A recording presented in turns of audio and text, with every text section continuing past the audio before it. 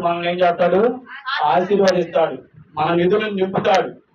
అలాంటి ఆశీర్వాదం మనమే బాగొట్టుకుంటున్నాం, మన చేతులారా మనమే చేసుకుంటున్నాం. దేవుణ్ణి ఎప్పుడైతే హృదయపూర్వకంగా నువ్వు కొనియాడతావో అప్పుడు మనం ఎంతో ఆశీర్వాదం చూడగలుగుతాం అన్నమాట. చూడండి,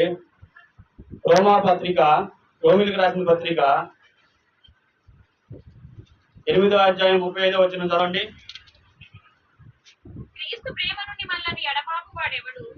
శ్రమయైనను, బాధయైనను, హింస అయినను, కరమైనను, వస్త్రహీనత అయినను, ఉపద్రవమైనను, ఖడ్గమైనను మనల్ని ఎడబాపునా?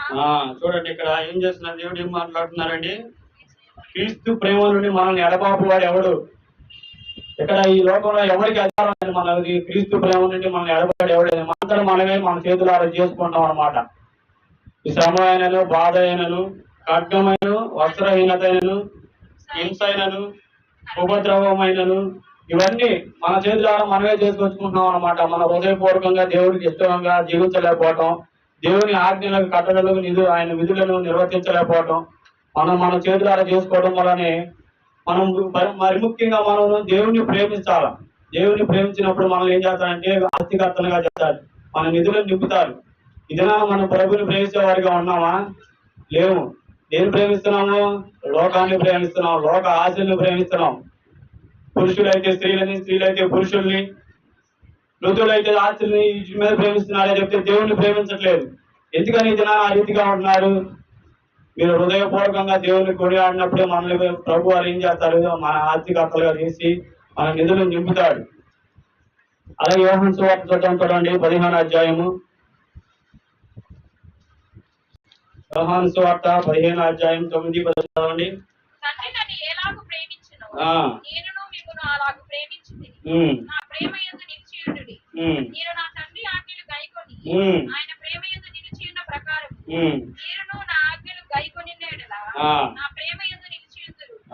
చాలండి, ఇక్కడ ఏం చెప్తున్నారు?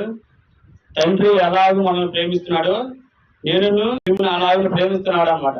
దేవుడు మనల్ని ప్రేమిస్తున్నాడు, కానీ మనం ఏం చేస్తున్నాం? దేవుని ప్రేమను మనం తిరస్కరిస్తున్నాం. ఏ విధంగా తిరస్కరిస్తున్నాం? ఆయన ఆజ్ఞలకు లోపడుతున్నామా?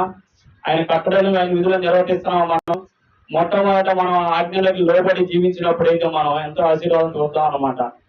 చాలా స్పష్టంగా చెప్తున్నారు. ఇంకోసారి చదవండి, 9వ వచనము.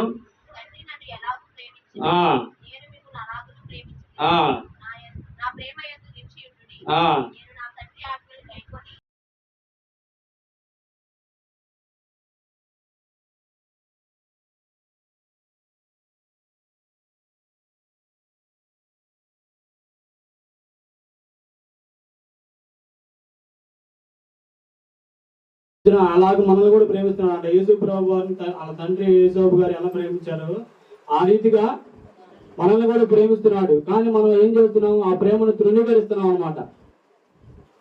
మన చూపుల ద్వారా, మన మాటల ద్వారా, మన తలంపుల ద్వారా, మన అనేక చెడ్డ క్రియల ద్వారా ఏం చేస్తున్నాం అంటే దేవుని మనం దూషిస్తున్నాం అన్నమాట. ప్రేమించే వారిగా లేవన్నమాట. దేవుని ప్రేమించే వారిగా ఎలా ఉంటాడంటే మనం ఏ విధంగా ఉంటామో వారి ఆస్తికర్తలుగా చేస్తాడు, వారి నిధులను నింపుతాడని చెప్పి సెలవిస్తున్నాడండి. ఈ దినాన మనం ఏ రీతిగా జీవిస్తున్నాము? దేవునికి వ్యతిరేకంగా జీవిస్తున్నామా? ఆయన ఆజ్ఞలకు లోబడి జీవిస్తున్నారా లేదా? ఆయన కట్టడలకు లోబడుతున్నారా లేదా? అసలు ఈ ఇష్టానుసారంగా జీవిస్తున్నాం, కానీ ఈ రోజుల్లో దేవునికి ఇష్టానుసారంగా దేవునికి ప్రేమకు లోబడి జీవించట్లేదు అనమాట. దేవునికి ప్రేమకు లోబడి జీవించినప్పుడు మనం ఏం చేస్తాడంటే ఆస్తికర్తలుగా వారి నిధులను నింపుతాడు. మనకి ఈ లోకంలో ఆస్తులు ఐశ్వర్యాలు అవసరం లేదండి, దేవుని ప్రేమ ఉంటే చాలు. రోగం రొప్ప వచ్చినప్పుడు దేవుని ప్రేమించడం కాదు, నిజముగా నువ్వు దేవుని ప్రేమించిన నేను గొప్ప ఆశీర్వదిస్తాడు. అది మనం చూద్దాం. ఇప్పుడు ఏ రోగం వచ్చినప్పుడు మూలుగుతూ మొక్కుతూ అప్పుడు దేవుణ్ణి ఎంతో హృదయపూర్వకంగా కొనియాడతాము. అయ్యా నాకు ఇది తగ్గించాయా, అయ్యా నాకు ఇచ్చాయా అని. అదే విడప్పుడు ఎందుకని చేయట్లేదు నువ్వు? ఎప్పుడైనా సరే దేవుణ్ణి ప్రేమిస్తే, దేవుని హృదయపూర్వకంగా నువ్వు కొనియాడితే, నీ మనసులో దేవుణ్ణి చేర్చుకుంటే గొప్ప ఆస్తికర్తగా చేస్తాడు, నీ నిధులను నింపుతాడు. ఈ అప్పులు కానీ ఈ శ్రమలు కానీ ఏవి కూడా నీ దరిదాపుల్లోకి రావన్నమాట. అలాంటి స్థితిలో నువ్వు ఉండాలి. మధ్యాహ్న కాలశంలో ఒకసారి సరి చేసుకోవాలి. మనం దేవుని ప్రేమించే వారిగా ఉండాలి. రెండోదిగా చూద్దాం, చూడండి ఆశీర్వాదము. ద్వితీయోపదేశ కాండము 28వ అధ్యాయము 1-2 వచనాలు. మాట శ్రద్ధగా విని నేడు నేను నీకు ఆజ్ఞాపించుచున్న ఆయన ఆజ్ఞలన్నిటినీ అనుసరించి నడుచుకుని ఎడల నీ దేవుడైన యెహోవా భూమి మీద ఉన్న సమస్త జనముల కంటే నిన్ను హెచ్చించు. నీవు నీ దేవుడైన యెహోవా మాట వినిన ఎడల ఈ దీవెనలన్నీ నీ మీదకి వచ్చి నీకు ప్రాప్తించు. చూడండి, ఇక్కడ నీ దేవుడైన యెహోవా మాట శ్రద్ధగా విని నేను నీకు ఆజ్ఞాపించు ఆజ్ఞలన్నిటినీ అనుసరించి నడుచుకుని ఎడల నీ దేవుడైన యెహోవా భూమి మీద సమస్త జనముల కంటే హెచ్చించును. నీ దేవుడైన సమస్త జనముల కంటే హెచ్చించును. నీ దేవుడైన యెహోవా మాట విని ఈ దీవెనలన్నీ నీ మీదకి వచ్చి ప్రార్థించును. చూడండి, ఇక్కడ నిత్యోపదేశ కాలంలో ఏం చెప్తున్నారంటే ఆశీర్వాదం గురించి వచ్చేపాటికి ఈ దేవుని యెహోవా మాట శ్రద్ధగా వినాలా. ఈ దినాన్ని మనం శ్రద్ధగా వింటున్నాం మాటలు, దేవుని మాటలు మనం శ్రద్ధగా వింటలేదు అనమాట. ఇక్కడ మనం అనుకుంటా ఉంటాము ఆశీర్వాదం అనగానే అబ్రాహామును ఆశీర్వదించిందేవా, యాకోబును ఆశీర్వదించిందేవా, మమ్మల్ని ఆశీర్వదించు అంటామే కానీ ఇక్కడ ఏం చేస్తున్నాడు? ఇక్కడ అబ్రాహాము కానీ యాకోబు కానీ ఏం చేస్తున్నారు? దేవుని మాటకి లోపడుతున్నారు కదా. సరే చూద్దాం, చూడండి ఆది కాండము 12వ అధ్యాయం చూడండి, మొదటి నుంచి.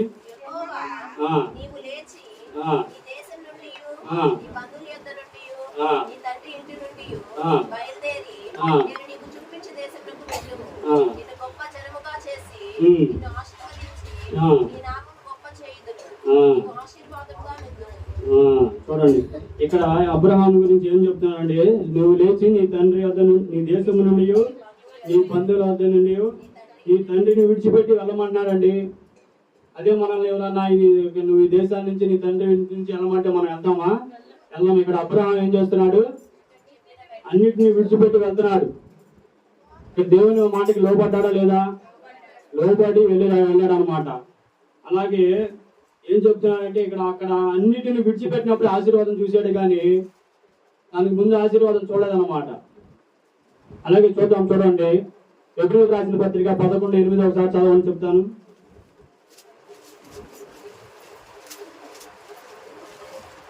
హెబ్రీయులకు రాసిన పత్రిక 11:8.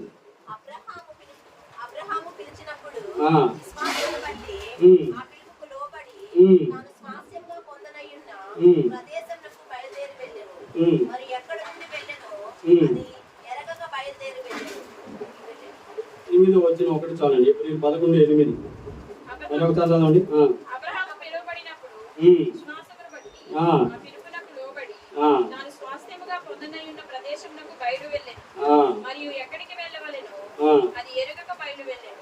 చాలండి. ఇక్కడ దేవుని పిలుపుకి లోబడ్డాడండి అబ్రహాము. దేవుని పిలుపుకి లోబడి వెళ్ళాడు అనమాట.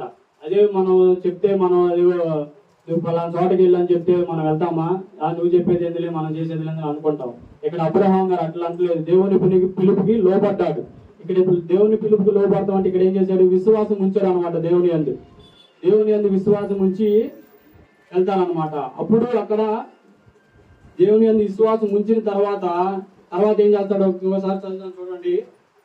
ఆది కాండము 12 మొట్టమొదటి వచ్చిన ఒకసారి చదవండి.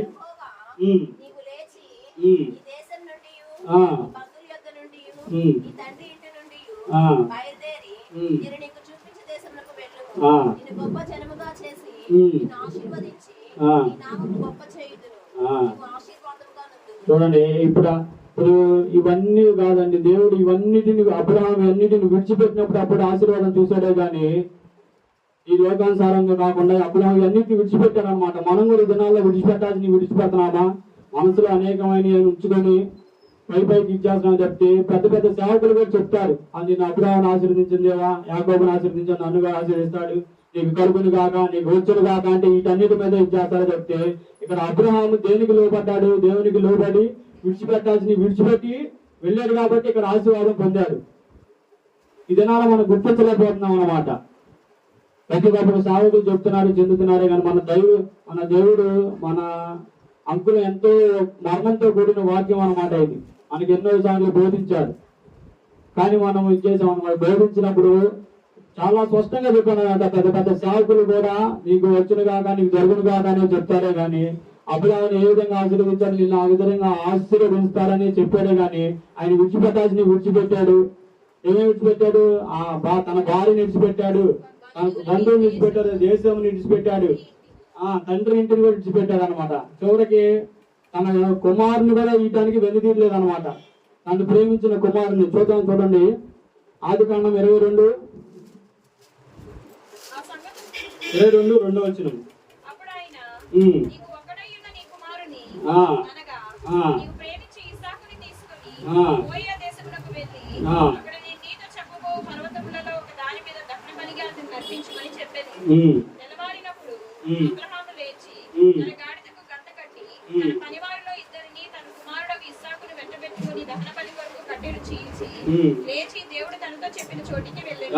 చూడండి, ఇక్కడ అబ్రహాం తన ఇష్టాను ఆయన ప్రేమించిన కుమారుని కూడా బలియటానికి ఎనుదీలేదన్నమాట. ఇదేనా మనం చెప్తే అదిగో ఏం చెప్తున్నారు?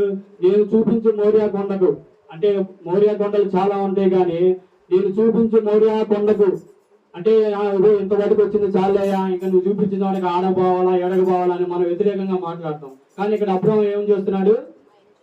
ఆయన చూపించిన మోరియా కొండకు ఆయన ఇష్టానుసారంగా ప్రేమించిన కుమారుని కూడా వెనుదీయటానికి వెనకాలేదన్నమాట. అలాంటి స్థితిలో కూడా దేవునికి పేరుపుకు లోబడి అబ్రహాం విశ్వాసం ఉంచి వెళ్ళాడు కనుక ఆశీర్వదించబడ్డాడు అనమాట. 22:16 కూడా చూడండి ఒకసారి.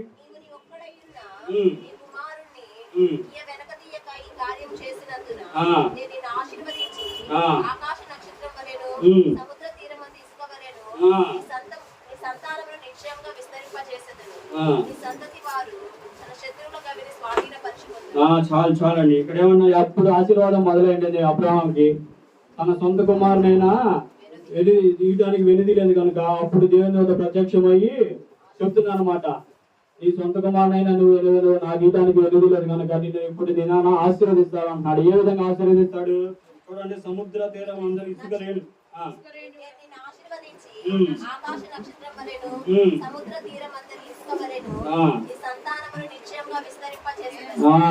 చాలండి. ఎంత ఆశీర్వదిస్తాను అన్నాడు ఇక్కడ చూడండి. ఆకాశ నక్షత్రాలు లెక్కగలుగుతారా? ఇసుక రేణువులు అంత ఆశీర్వాదాన్ని ఇస్తానన్నాడండి దేవుడు. అంత ఆశీర్వాదాన్ని నేను పోగొట్టుకుంటున్నాం అనమాట. ఈ దినాన మనం విడిచిపెట్టకుండా లోక ఆశలు లోక తలంపులు ఉండి కాకుండా వ్యభిచార చూపులు వ్యభిచార ఆలోచనలు ఇవన్నిటిని మనం మనసులో పెట్టుకుంటే విడిచిపెట్టకపోతే మనం ఆశీర్వాదం పొందుతాం అనుకుంటున్నారా? పొందలేము. ఈ దినాన ఇవన్నీ అబ్రహాము ఎంత అవన్నిటిని విడిచిపెట్టి వస్తే ఎంత ఆశీర్వదించాడు, అలాగే మనల్ని కూడా ఆశీర్వదిస్తాడు అనమాట. అలాగే యాకోబు కూడా చూద్దాం చూడండి. యాకోబుని ఏ విధంగా ఆశీర్వదించాడు? ఆదికాండము 32వ అధ్యాయము 27వ చదవండి. అతడు యాకోబు అని చెప్పాను.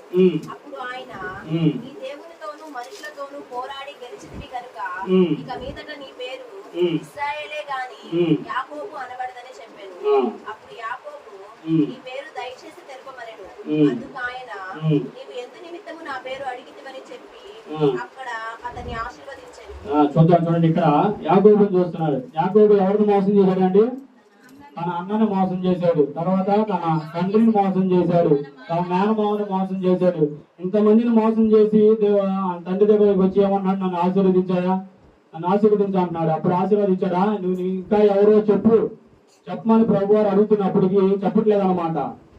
చెప్పుకుని ఇక్కడ 24వ అధ్యాయం చూడండి.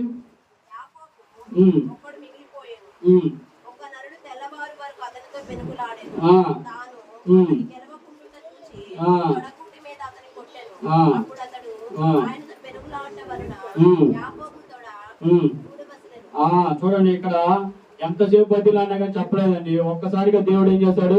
తన తొడగూటి మీద కొట్టాడు అన్నమాట. అప్పుడు తొడగూటి వచ్చినప్పుడు అప్పుడు ఒప్పుకున్నాడు, అయా నేను యాకోబు నేను అయా అని. అక్కడ యాకోబు ఏం చేస్తున్నాడు? నేను విడిచిపెట్టాలి. ఇక్కడ అప్పుడు ఏం చెప్తున్నాడు? ఏం చేశాడు అనేది ఒప్పుకుంటున్నాడు అక్కడ. అయ్యా నేను అన్నను మోసం చేశాను, అయ్యా నేను తండ్రిని మోసం చేశాను, నా మేనమామను మోసం చేశాను అని ఇక్కడ యాకోబు ఒప్పుకుంటున్నాడు అన్నమాట. అప్పుడు ఆశీర్వాదం ఇచ్చాడండి. అప్పుడు దాకా ఇవ్వడా దేవుడు ఆశీర్వాదం. మనం ఎప్పుడైతే ఒప్పుకోవాల్సిన ఒప్పుకొని విడిచిపెట్టాల్సిన విడిచిపెడితే అప్పుడు ఆశీర్వదిస్తాం. ఇవన్నీ ఒక పక్కన పెట్టుకుని అబ్రహాన్ని ఆశీర్వించిందేవా, యాకోబుని ఆశీర్వించావు, నన్ను ఆశీర్వించావు అంటే ఆశీర్విస్తారనుకుంటున్నారా? ఆశీర్వదించడు. మనం విడిచిపెట్టాల్సిందని విడిచిపెట్టుకోవాలన్నమాట. ఇక్కడ అబ్రహాం ఏ విధంగా ఒప్పుకున్నాడు దేవుని సన్నిధిలో, యాకోబు ఏ విధంగా అయితే విడిచిపెట్టి అబ్రహాము విడిచిపెట్టాడు, యాకోబు ఒప్పుకున్నాడు. ఆ రీతిగా మనం ఈ మధ్యాహ్న కాల సమయంలో ఒప్పుకొని ప్రార్థన చేస్తే మనం ఆశీర్వాదం పొందుతాం అన్నమాట. మన నిధులను కూడా నింపుతాను అంటున్నాడు. చివరిగా చూద్దాం, చూడండి యోబు గ్రంథము 8వ అధ్యాయం 7వ వచనం చదవండి. అప్పుడు నీ స్థితి మొదట కొద్దిగా నుండినను తుదకు నీవు మహావృద్ధిని పొందుదువు. చాలండి. ఇక్కడ ఆశీర్వాదం అంటే మన స్థితి కొద్దిగా ఉన్నాను తుదకు మహావృద్ధి చేస్తాడన్నమాట దేవుడు. ఇవన్నీ మనం ముందుగా మనం అనుకోవచ్చు, అయ్యా అయ్యే కొద్దిగానే ఉండాలి ఎన్ని అనుకుంటున్నాము, కానీ ఆస్తి పాస్తుల గురించి కానీ ఏదైనా ధన సంపదలు ఇవన్నీ గురించి కూడా మనం కొద్దిగానే ఉండాలని మీరు తక్కువ అనుకోవాలి. మనం ఎప్పుడైతే దేవుణ్ణి ప్రేమిస్తామో అప్పుడు మనం ఆస్తికర్తగా చేస్తాడనమాట. ఎందుకు మన స్థితి కొద్దిగా ఉన్నందుకు మహా అభివృద్ధి చేస్తాడనమాట.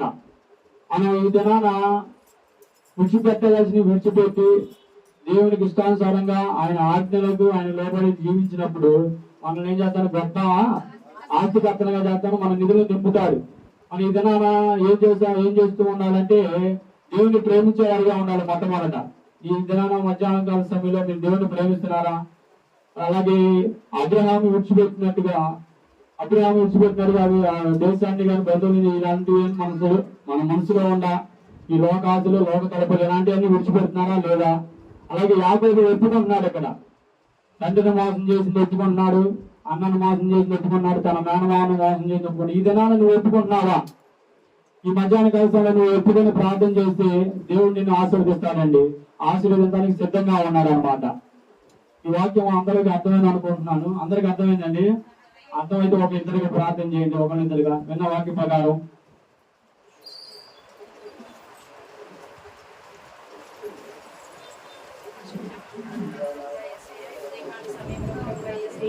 నీ దాసుని ద్వారా ప్రభు మేము ఆస్తికర్తలుగా మేము చేయాలంటే ఈ ఆశీర్వాదాన్ని మేము పొందుకోవాలంటే ప్రభు మొదటిగా తండ్రి మేము విడిచిపెట్టుకున్నాం. అబ్రహాం ఎలా అయితే ప్రభు తన తండ్రి ఇంటిని దేశంలో ప్రభు అలానే ప్రభు ఏసయ్య తన బంధువుల యుద్ధ నుండి తండ్రి ఏసే విడిచి తండ్రి ఏసయ్య తన సొంత కుమారుని కూడా తండ్రి ఏసే వెలిగేయక ప్రభు ఏసే మీ కొరకు అర్పించాలనుకున్నాడు ప్రభు. మేము కూడా ప్రభు అబ్రహాం వాళ్ళే ప్రభు ఏసయ్య విడిచిపెట్టి మానవుల లోకాశను విడిచిపెట్టుకోవడానికి సహాయం చేయండి. అలానే ప్రభు యాకోబు అయితే ప్రభు ఏసయ్య తన తండ్రికి చేసిన మోసాన్ని ప్రభు తన తండ్రిని తన మేనమామని ఎలా అయితే మోసం చేసిన ఒప్పుకున్నాడో ప్రభు మేము కూడా ప్రభు ఏసయ్య మేము చేసిన పాపాన్ని తండ్రి మీ ఎదుట ఒప్పుకొని విడిచిపెట్టలాగిన సహాయం చేయండి ప్రభు. అప్పుడు ప్రభు ఏసయ్య నన్ను ప్రేమించి వారిని ఆస్తికర్తలుగా చేస్తాను తండ్రి, వారి నిధుల్ని నింపుతానని చెప్పినాక ప్రభు. అలానే ప్రభు ఏసయ్య మేము కూడా విడిచిపెట్టి ప్రభు దాన్ని మీ ఎదుట మేము సంతోషాన్ని ఆశీర్వాదాన్ని పొందుకునేలాగిన సహాయం చేయాలని ఇచ్చిన ప్రార్థన నజరేయుడైన యేసుక్రీస్తు వారి నామమున అడిగి వేడుకుంటున్నాను తండ్రి, ఆమేన్.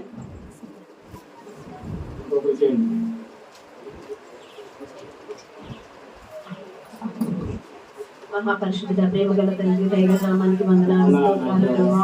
అయ్యా ఈ మధ్యాహ్న కాల సమయంలో మీ దాసుల ద్వారా చెప్పబడిన వాక్యం ప్రకారం ప్రభువా అవును ప్రభా నేను విడిచిపెట్టుకుని నా హృదయంలో పెట్టుకునే ప్రభువా. అయ్యా అవును ప్రభు అబ్రహాంను ఆశీర్వదించినట్లు నన్ను ఆశీర్వదించి యాకోబును ఆశీర్వదించినట్లు నన్ను ఆశీర్వదించని ప్రార్థిస్తున్నామే. కానీ ప్రభువా అబ్రహాము చేసినట్లు ప్రభు సమస్తాన్ని విడిచిపెట్టాడు ప్రభువా. బంధువుని దేశాన్ని సమస్తం లోక ఆచారాన్ని విడిచిపెట్టాడు ప్రభువా. అలా నేను కూడా ప్రభా ఈ లోకంలో ఉన్నవన్నీ విడిచిపెట్టు ప్రభా. నీవు చూపించి దేశానికి ప్రభు సందేహపడక ప్రభువా విశ్వాసాన్ని బట్టి వెళ్ళాడు ప్రభువా. మేమైతే చిన్న పని ఎన్నో అనుమానాలు ప్రభువా, ఎన్నో ప్రభువా అయ్యా ఇదిగో ఎన్నో ప్రశ్నిస్తూ ఉంటాము ప్రభువా. కానీ ప్రభు అబ్రహాము చెప్పిన వెంటనే సమస్తాన్ని వెంట పెట్టుకొని వచ్చేసాడు ప్రభువా. అయ్యా తన భార్యను తన కుమారుడిని ప్రభువా అలా మేము కూడా ప్రభు నీ మాటకి లోబడే వారిగా ఉండడానికి సహాయం చేయండి. అయ్యా నీ వాక్యానికి లోబడి నేను చెప్పిన విధంగా చేశాడు కాబట్టి అంత ఆశీర్వాదం పొందగలిగాడు ప్రభు. మేము కూడా నీ కట్టడలు నీ ఆజ్ఞలు గైకొనేడలా ప్రభు మేము అలాంటి ఆశీర్వాదం చూడగలుగుదామని వాక్యం ద్వారా సెలవిచ్చున్నాం ప్రభు. అయ్యా యాకోబు కూడా ప్రభు ఎంతో మోసగాడు ప్రభు. అయ్యా ఇదిగో యాకోబు కంటే నాకు మేము ఇంకా మోసగాలమే ప్రభు. అయ్యా ఇదిగో తన అన్నని మేము అందరినీ మోసం చేసి ఉన్నాము ప్రభు. అయ్యా ఇదిగో నా తండ్రి నీ సన్నిధిలో నా తండ్రి వెలుగులాడుచున్నాడు ప్రభు. అయ్యా ఆశీర్వదించు ఆశీర్వదించు అంటున్నాడే కానీ ప్రభు అయ్యా ఇదిగో ఒప్పుకొని విడిచిపెట్టలేకపోతున్నాడు ప్రభు. ఎప్పుడైతే నువ్వు తొడగూటి మీద కొట్టావో ప్రభు, అయ్యా నేను మోసగాడు, నేను యాకోబునని చెప్పాడు ప్రభు. అలా మేము కూడా మమ్మల్ని కొట్టక మునిపే ప్రభు అయ్యా ఇదిగో నా తండ్రి మేము నా తండ్రి ఏ పాపములు చేసే ఒప్పుకొని విడిచిపెట్టి నీ ఆశీర్వాదాలకి పాత్రలు కూడా సహాయం చేయండి ప్రభు. ఈ మధ్యాహ్న కాలం చదివిన వాక్యం నా హృదయంలో భద్రపరచుకొని ప్రభు అయ్యే వాక్యానుసారంగా జీవించే కృపను మాకును నాకును దయచేయమని నజరేయుడైన జీవం గల యేసు పరిశుద్ధ నామములో అడిగి ప్రార్థించి వేడుకుంటున్నాం తండ్రి. అందరికీ వందనాలండి. నెక్స్ట్ మన లెనిన్ యశ్వంత్ గారు వచ్చి వర్తమానాన్ని అందిస్తారు.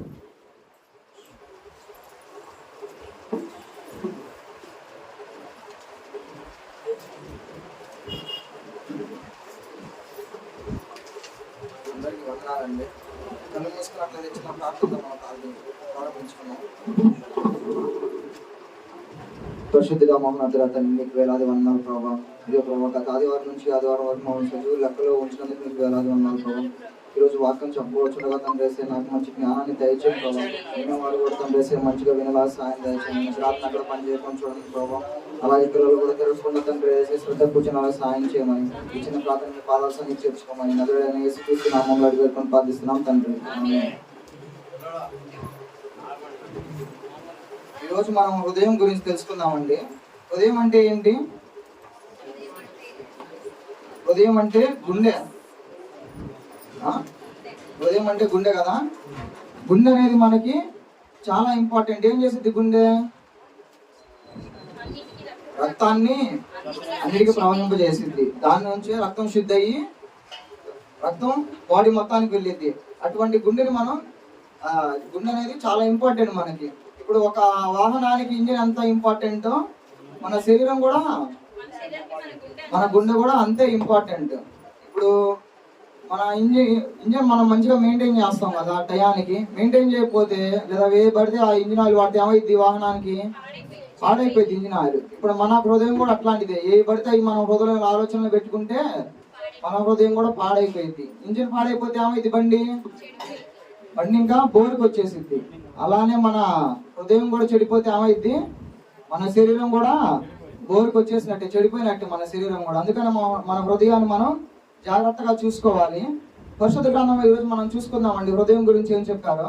సామెతల గ్రంథము 4వ అధ్యాయం 23వ వచనము. బైబిల్ ఉన్న ప్రతి ఒక్కరు తెరవండి. నీ హృదయంలో నుండి జీవధారలు బయలుదేరునంట. ఏమన్నాడు ఇక్కడ? చాలండి. నీ హృదయంలో నుండి జీవధారలు బయలుదేరుతున్నాయంట, మన హృదయంలో నుంచి. ఇక్కడ పరిశుద్ధ గ్రంథంలో చెబుతున్నాడు. నిజమేనా? మన హృదయం నుంచి జీవధారలు బయలుదేరుతున్నాయా? నిజమే అంటారా? లేదా ఇంకేమైనా బయలుదేరుతున్నాయా? ఒకసారి చూసుకుందాం. కీర్తనలు చూడండి 24వ అధ్యాయం 2. ఇది గుర్తుపెట్టుకోండి. ఫస్ట్ మనం తీసిన రిఫరెన్స్ ని గుర్తుపెట్టుకోండి, తర్వాత కూడా మనం చూద్దాము. ఆయన సముద్రం 24 కీర్తనలు 24:4. వ్యర్థమైన దాని యందు మనసు పెట్టకయు, కపటముగా ప్రమాణము చేయకయు. చాలండి. మనం ఏ హృదయం కలిగి ఉండాలంట? శుద్ధ హృదయం కలిగి ఉండాలంట. మనం ఇందాక రెఫరెన్స్ లో చూసుకున్నాం, మన హృదయం నుండి జీవధారలు బయలుదేరుతాయి అని. అది ఎప్పుడు బయలుదేరితే? మన హృదయం శుద్ధముగా ఉంటే, మంచిగా ఉంటేనే బయలుదేరుతాయి. కాకుండా మన హృదయంలో అసూయ, కుళ్ళు, కుష్ఠ ఇట్లాంటివి పెట్టుకుంటే జీవధారలు బయలుదేరుతాయా? బయలుదేరవు. ఎందుకు బయలుదేరుతాయి? ఏ లోకాశలు అవన్నీ లేదా పక్కన మనిషిని జడగొట్టే బయలుదేరుతాయి కదా. అవును కదా? అంతేనా కదా? మన హృదయం ఎట్లా ఉండాలి? శుద్ధముగా ఉండాలి. ఎటువంటి కపటం గాని అసూయ, కుళ్ళు గాని పెట్టుకోవాలా? అటువంటివి ఏమీ పెట్టుకోవద్దు. మన హృదయాన్ని ఇప్పుడు మనం శుద్ధిగా ఉంచుకోవాలి. ఇప్పుడు అదే మనం ఇందాక అనుకున్నాం.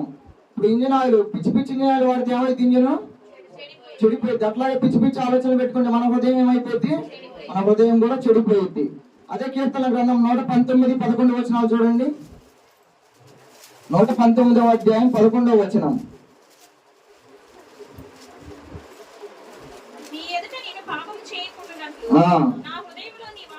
నా హృదయంలో నీ వాక్యము ఉంచుకొని ఉన్నాను. చాలండి. హృదయంలో దావీదు గారు ఏమి ఉంచుకున్నారంట? వాక్యాన్ని ఉంచుకున్నారంట. దేనికి? పాపం చేయకుండా ఉండటానికి. మనం ఏమి ఉంచుకుంటాం మన హృదయంలో? ఆ పాపాన్నే మనం ఉంచుకుంటాం కదా హృదయంలో, అవునా కాదా? అవునండి, నిజంగానే మన హృదయంలో కేవలం పాపానికే మనం స్థానాన్ని ఇస్తాం, కానీ దేవుని వాక్యానికి ఎక్కడ మనం స్థానం ఇవ్వం. రీసెంట్ గా ఒక ఆటో మీద నేను చూశానండి. ఆటో వెనకాల ఎవరైనా గమనిస్తూ ఉంటారా? కవిత్వాలు రాస్తూ ఉంటారు. నేను ఒక కవిత్వాన్ని చూశాను క్రితం వారం. ఏంటంటే అది టు లెట్ మై హార్ట్ అంట, రెంట్ ఫ్రీ అంట. దానికి ఏంటి? వాళ్ళ హృదయం ఖాళీగా ఉందంట, దాన్ని ఫ్రీగా అద్దెకిస్తారంట. ఎవరికి ఇస్తారు? దేవుడికి ఇస్తాడా? దేవుడు కదా, అమ్మాయిల కోసమని పెట్టాడండి. అది మనం దేవుడికి ఇస్తాం మన హృదయాన్ని అద్దెకి? అసలు ఇవ్వం. దేవుడు మన హృదయం దగ్గరికి వచ్చి నుంచుంటే ఖాళీ లేదు వెళ్ళిపో అంటాం. అమ్మాయిలకు మాత్రం మన హృదయంలో మన గుండెకి ఎన్ని గదులు ఉన్నాయి తెలిసేవారికన్నా? చదువుకున్న వాళ్ళకి తెలుసు కదా ఎన్ని గదులు? 4 గదులు. 4 గదుల్లో ఒక్కొక్క అమ్మాయిని ఉంచుతాం, కానీ ఒక గదన దేవుడికి ఇస్తామా? దేవుడికి అసలు ఇవ్వం. కేవలం అది హృదయం అనేది పాపానికి ఉపయోగిస్తాం, కానీ దేవునికి మనం. దేవుడు ఏమన్నాడు చూడండి, ప్రకటన గ్రంథం 3వ అధ్యాయం 20వ వచనం చూడండి. ప్రకటన గ్రంథము, ఇదిగో నేను తలుపు యొద్ద నిలుచుండి తట్టుచున్నాను, ఎవడైనా నా స్వరము విని అతని యొద్దకు వచ్చి అతనితో నేనును నాతో కూడా అతనుడు భోజనము చేయుదుము. ఏమన్నాడండి ఇక్కడ? దేవుడు ఏం చేస్తున్నాడంట? మన దగ్గరకు వచ్చి తలుపు దాడుతున్నాడంట. మన హృదయం అనే తలుపు దగ్గరకు వచ్చి తలుపు దాడుతున్నాడంట. మనం తీస్తున్నాం ఆ తలుపుని? తీయట్లా. ఎవరికైతే తీస్తాం మనం తలుపుని? ఎవరికి తీస్తాం? అమ్మాయికి తీస్తాం కదా తలుపుని, లేదా అబ్బాయిలకి తీస్తాం. లోకం లేదా సాతానుడు వస్తానంటే లోపలికి ఆల్వేస్ ఓపెన్ అని చెప్పేసి డోర్ ఓపెన్ చేసి పెడతాం, కానీ దేవుడిని తలుపు తీస్తున్నాం. ఇక్కడ తలుపు తీయట్లేదు. దేవుడు వస్తే తలుపు మనం మూసేస్తున్నాం. మనల్ని నిర్మించుకున్నవాడు ఎవరండి? దేవుడు. అలాంటి దేవుడికి మనం మన హృదయంలో స్థానం ఇవ్వలేకపోతున్నాం అండి. ఇప్పుడు మనం మన తల్లిదండ్రులు ఉంటారు, మనకు ఒక ఇల్లు కట్టించి, మనం సెటిల్ అయ్యే ముందు ఒక ఇల్లు కట్టించి మనం దాంట్లో ఉంచితే వాళ్ళు ముసలోళ్ళు అయిపోతే మనం ఏం చేస్తాం? బయట పడేస్తాం వాళ్ళని. అప్పుడు వాళ్ళకి ఎంత బాధ ఉంటుందండి? తల్లిదండ్రులకి ఉంటుందా లేదా? దేవుడు మనల్ని అంత కష్టపడి తన చేతితో మనల్ని నిర్మించుకున్నాడు. ఈ సృష్టిని జంతువులు కేవలం నోటి ద్వారా చేశాడు, కానీ మనల్ని మాత్రం ఎలా చేసుకున్నాడు? తన అరచేతుల్లో మనల్ని చెప్పుకున్నాడు అండి. అటువంటి దేవుడికి మన హృదయంలో మనం స్థానం ఇస్తున్నావా? ఇవ్వట్లేదు. మన హృదయం పూర్తిగా కల్మషం అయిపోయిందండి. దేవుడికి ఎక్కడ అసలు కొంచెం కూడా స్థానం లేదు మన హృదయంలో. దేనికనాలా? మనం ఫస్ట్ రిఫరెన్స్ లో చూసుకున్నాం, హృదయం నుండి జీవధారలు బయలుదేరుతాయి అంట. మన హృదయంలో పాపం ఉంటే, దేవుడు లేకుండా పాపమే ఉంటే జీవధారలు ఎక్కడి నుంచి బయలుదేరుతాయి? ఇంకా హృదయంలో నుంచి కేవలం కుళ్ళు లేదా లోకాశలు ఇవే బయలుదేరుతాయి మన హృదయంలో నుంచి. అదే కీర్తన గ్రంథం 37:4 వచనం చూడండి.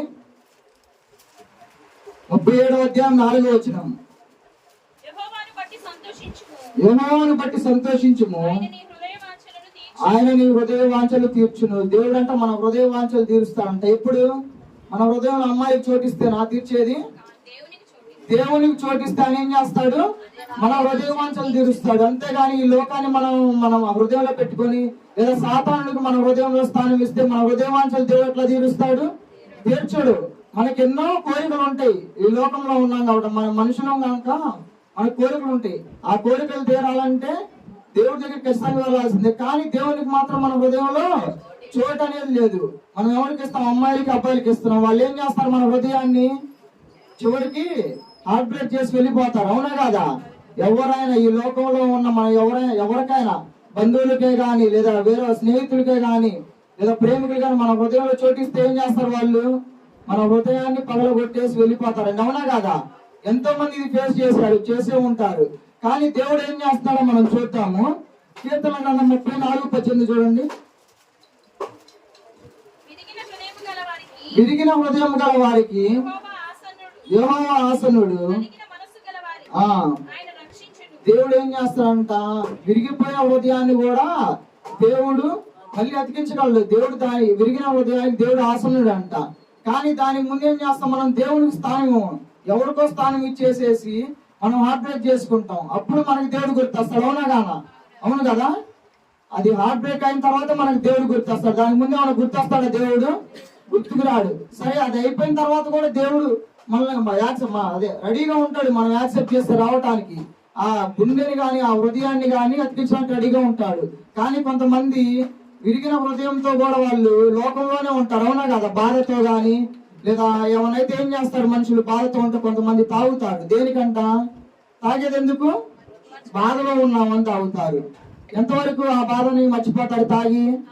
ఆ మత్తున్నంత సేపే కదా, మళ్ళీ తర్వాత ఆటోమేటిక్ గా మళ్ళా మామూలే, అవును కదా?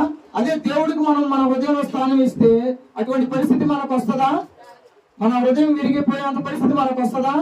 రాదు కదా. అందుకని మనం ఏం చేయాలి? మన హృదయంలో దేవునికి మనం స్థానాన్ని ఇవ్వాలి. కీర్తనలో 9వ అధ్యాయం 1వ వచనం చూడండి. 9వ అధ్యాయం 1వ వచనం. మొదటి వచనం, నా పూర్ణ హృదయముతో నేను యెహోవాను స్తుతించెదను. యెహోవా చాలండి. ఏం చేస్తారంటే దావీదు గారు ఇక్కడ, మహారాజు దావీదు గారు ఏం చేస్తున్నారు? పూర్ణ హృదయంతో యెహోవాను స్తుతిస్తున్నారంట. మనం ఏం చేస్తున్నాం? దేవుని స్తుతిస్తున్నాం పూర్ణ హృదయంతో. దావీదు గారు గొప్ప రాజండి, ఆయనకి ఏం అవసరం దేవుని అదే స్తుతించడానికి? ఆయనకి ఏది కుదవలేదు. కానీ ఆయన ఏం చేస్తానంట? తన హృదయంలో ఎవరికి అవకాశం ఇవ్వకుండా దేవునికి పూర్ణ హృదయంతో దేవుని స్తుతిస్తున్నాడంట. మనం అట్లా చేస్తున్నావా? దావీదు గారితో పోల్చుకుంటే మనం ఎంత? ఆయన గొప్ప రాజు, మనం ఏముంది? కేవలం సామాన్యులవి. మనం అంత గొప్ప రాజు దేవుడు పూర్ణ హృదయంతో స్తుతిస్తుంటే మనం ఏం చేస్తున్నాము? ఆ హృదయాన్ని ఎవరో ఒకరికి ఇచ్చేస్తున్నామండి. మనం స్తుతిస్తున్నాము దేవుణ్ణి. మనం కూడా ఏం చేయాలి? దావీదు గారి లాగా మన పూర్ణ హృదయంతో దేవుణ్ణి స్తుతించాలి. కీర్తన గ్రంథము 73:26 చూడండి.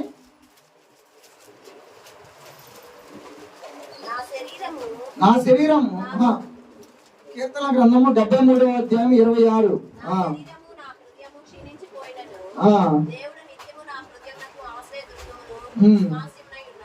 చాలండి. ఇక్కడ ఏంటంటే మన హృదయము లేదా శరీరం క్షీణించిపోతే దేవుడు ఏం చేస్తాడు? దానికి దేవుడు ఆశ్రయమై ఉన్నాడంట. అందుకనే మనం ఏంటి ఇప్పుడు లోకంలో మనుషులను నమ్ముకొని మన హృదయాన్ని మనమే విరగొట్టుకుంటున్నాం. కానీ దేవుడిని నమ్ముకుంటే దేవుడు విరిగిన మనసుని కూడా తను అతికింపజేయగలవాడు కదా. ఇక్కడే క్లియర్ గా చెప్పాడు. దావీదు గారు చెప్తున్నాడు, నా శరీరము నా హృదయం క్షీణించిపోయినాను. హృదయం కూడా క్షీణించిపోతే ఏం చేస్తున్నాడు దేవుడు? ఆ నిత్యం అంట దేవుడు. ఇప్పుడు ఎక్కడ దేవుడు మనం ఎక్కడ వదిలేస్తాడు దేవుడు? తల్లిదండ్రులు మర్చినా గానీ దేవుడు మనడు అట్లానే మనం పొరపాటున సరే దేవుడికి మనం స్థానం ఇవ్వకపోయినా మన హృదయంలో దేవుడు ఏం చేస్తున్నాడు? మన హృదయానికి ఆయనే ఆశీనుడై ఉన్నాడండి.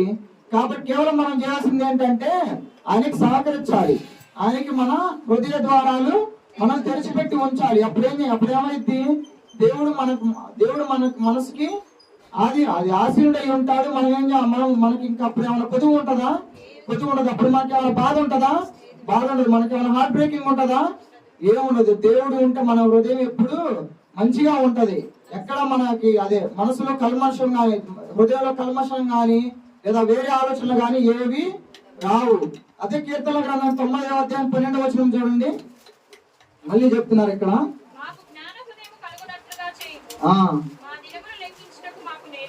జ్ఞాన హృదయం కలిగేలాగా చేయాలన్నాడు. అంటే దేవుడిని అడుగుతున్నాడు జ్ఞాన హృదయం కలిగేలాగా చేయమని. ఏం చేస్తారు? ఇప్పుడు కొంతమంది హార్ట్ బ్రేక్ అనగానే మళ్ళీ ఇంకొక అమ్మాయిని ఎత్తుకుంటారు. వాళ్ళకి ఎన్ని హార్ట్ బ్రేక్ అయినా కానీ వాళ్ళకి బుద్ధి రాదు.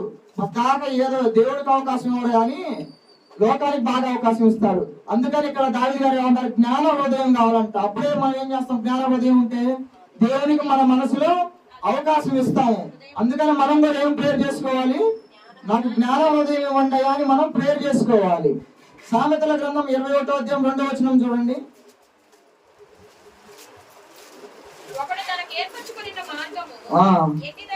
ఎట్టిదైనను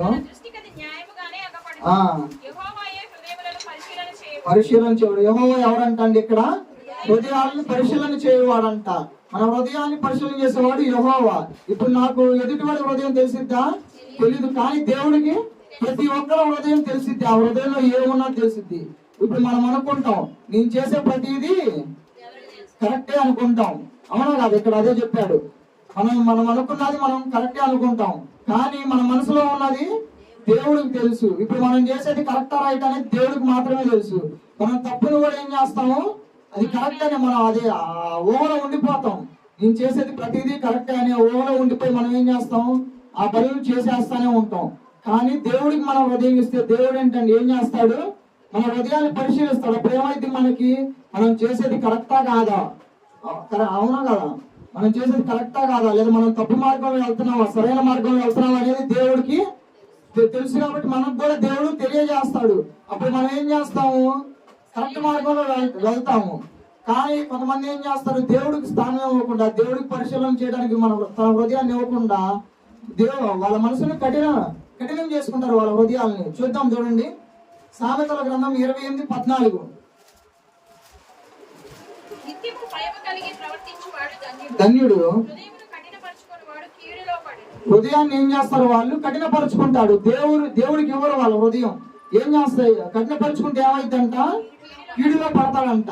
అది ఎవరికి మేలు, ఎవరికైనా మేలా, ఎవరికి మేలు కాదు, అది ఎవరికి వాళ్ళకే కీడు. హృదయాన్ని మీరు కఠినపరుచుకుంటారా వాక్యం అనకుండా, అది మీకే కీడు, అంతే కదా. ఇప్పుడు వాక్యం వినే వాళ్ళు కమ్మగా వాక్యం విని దాని ప్రకారం మారుతారు. కానీ వాక్యం వినకుండా హృదయాన్ని కఠినపరుచుకుంటే ఏమైతేడా, ఎవరి కీడు వాడు కొని తెచ్చుకున్నట్టే, అవునా కదా. ఇక్కడ మనకి క్లియర్ గా రాసింది కదా బైబిల్లోనే. యెహెజ్కేలు గ్రంథము 26:26 చూడండి. యెహెజ్కేలు గ్రంథము 36:26.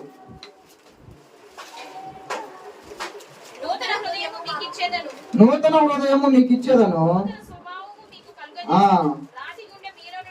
రాతి గుండె మీలో నుండి తీసివేసి.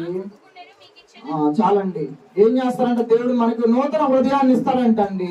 కఠినముగా చేసుకున్న గుండెలు కూడా దేవుడు ఏం చేస్తాడు, మాంసపు గుండెలుగా చేస్తాడు దేవుడు. కానీ ఏం చేయాలి, మనం ప్రార్థన చేయాలి. ఇప్పుడు మన కుటుంబంలోనే ఉంటారు, కుటుంబంలో నలుగురు ఉంటే నలుగురు దేవునికి భయభక్తులు కలిగి ఉంటారా, అది చాలా రేరు. ఎవరో ఒకరు ఖచ్చితంగా తప్పుగా వెళ్తానే ఉంటారు. వాళ్ళ కోసం మనం ఏం చేయాలి, వారి గుండెను మార్చండి అని మనం ప్రార్థన చేయాలి. అప్పుడు ఏమైంది, తను కూడా ఖచ్చితంగా దేవుడు ఏం చేస్తాడు, ఆ రాతి గుండెను కూడా మాంసపు గుండెగా ఖచ్చితంగా మారుస్తాడు. ఇప్పుడు మనం ఎంతో మందిని చూస్తూ ఉంటాం, మన బంధువులనే గాని మన మిత్రులనే గాని, వాళ్ళ కోసం కూడా మనం ప్రార్థన చేయాలి. దేవుడా వాడు హృదయం కఠినపరుచుకున్నాడు, వాడు మారనంటున్నాడని మనం ప్రార్థన చేస్తే ఏం చేస్తాడు, దేవుడు ఖచ్చితంగా వాడిని మారుస్తాడు. ఉన్నది లేనట్టుగా లేనిది ఉన్నట్టుగా చేసే దేవుడు మన దేవుడు కదా. అందుకని మనం ఏం చేద్దాం, మన స్నేహితుల గురించి కానీ ఎవరి గురించి అయినా మనం ప్రార్థన చేద్దాం. వాళ్ళు రాతి గుండె మార్చబడింది, వాళ్ళు దేవుడి వైపు ఖచ్చితంగా తిరుగుతారు. సామెతల గ్రంథం 23:26 చూడండి.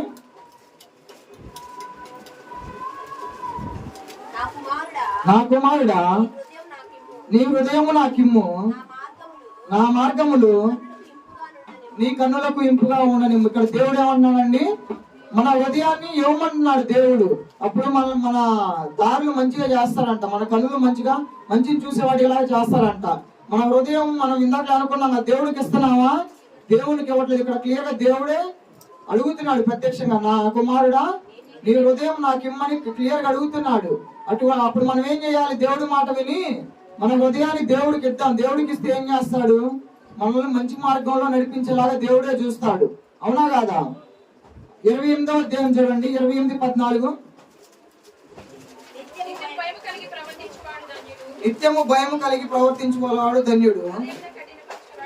ఆయన చూసిందే కదా. అందుకని మన హృదయాన్ని కఠినపరచుకోకుండా దేవుడికి మన హృదయాన్ని మనం ఇద్దాము. అప్పుడు దేవుడు మనల్ని మంచి మార్గంలో నడిచేలా చేస్తాడు. మత్తయి సువార్త చూడండి, మత్తయి సువార్త 6:21. మన హృదయం ఎక్కడ ఉంది అక్కడ చెప్తున్నాడు చూడండి. 6:21.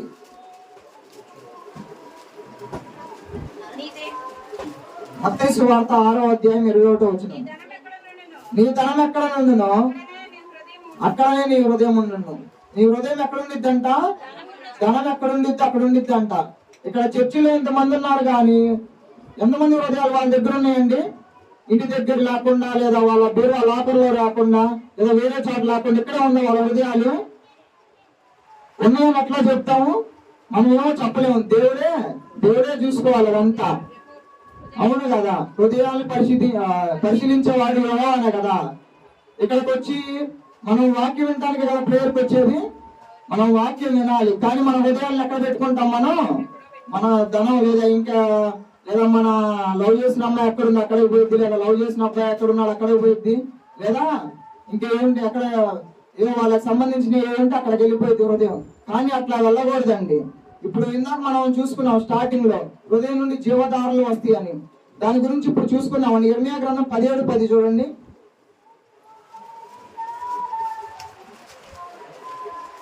ఒక్క నిమిషం అండి. ఇర్మియా గ్రంథం 17వ అధ్యాయం 9వ వచనం. హృదయం అన్నిటికంటే మోసకరమైనది, అది ఘోరమైన వ్యాధి కలది, దాన్ని గ్రహింపగలవాడు. ఇక్కడ ఏమన్నాడు? అన్నిటికంటే హృదయం అంట మోసకరమైందంట, అది ఘోరమైన వ్యాధి కలదంట. ఏ వ్యాధులనే మనం చూద్దాం. మన హృదయం నుంచి జీవదారులు అన్నాడు ఇందాక. మన హృదయం నుంచి ఏమొస్తున్నాయి ఇప్పుడు చూద్దాం క్లియర్ గా. మార్కు సువార్త 7వ అధ్యాయం 21-22 వచనాలు చూడండి. లోపల నుండి అనగా మనుషుల హృదయంలో నుండి దురాలోచనలను, జారత్వములను, దొంగతనములను, నరహత్యలను, వ్యభిచారములను, లోభములను, చెడుతనములను, కృత్రిమమును, కామ వికారమును, మత్సరమును, దేవదూషణయు, అహంభావమును, అవివేకమును వచ్చును.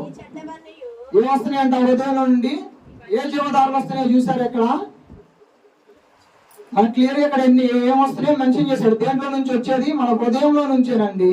మన హృదయం నుంచి ఇంత దారుణమైనవి వస్తున్నాయండి. ఇన్ని పాపాలండి, అన్ని భయంకరమైనవి.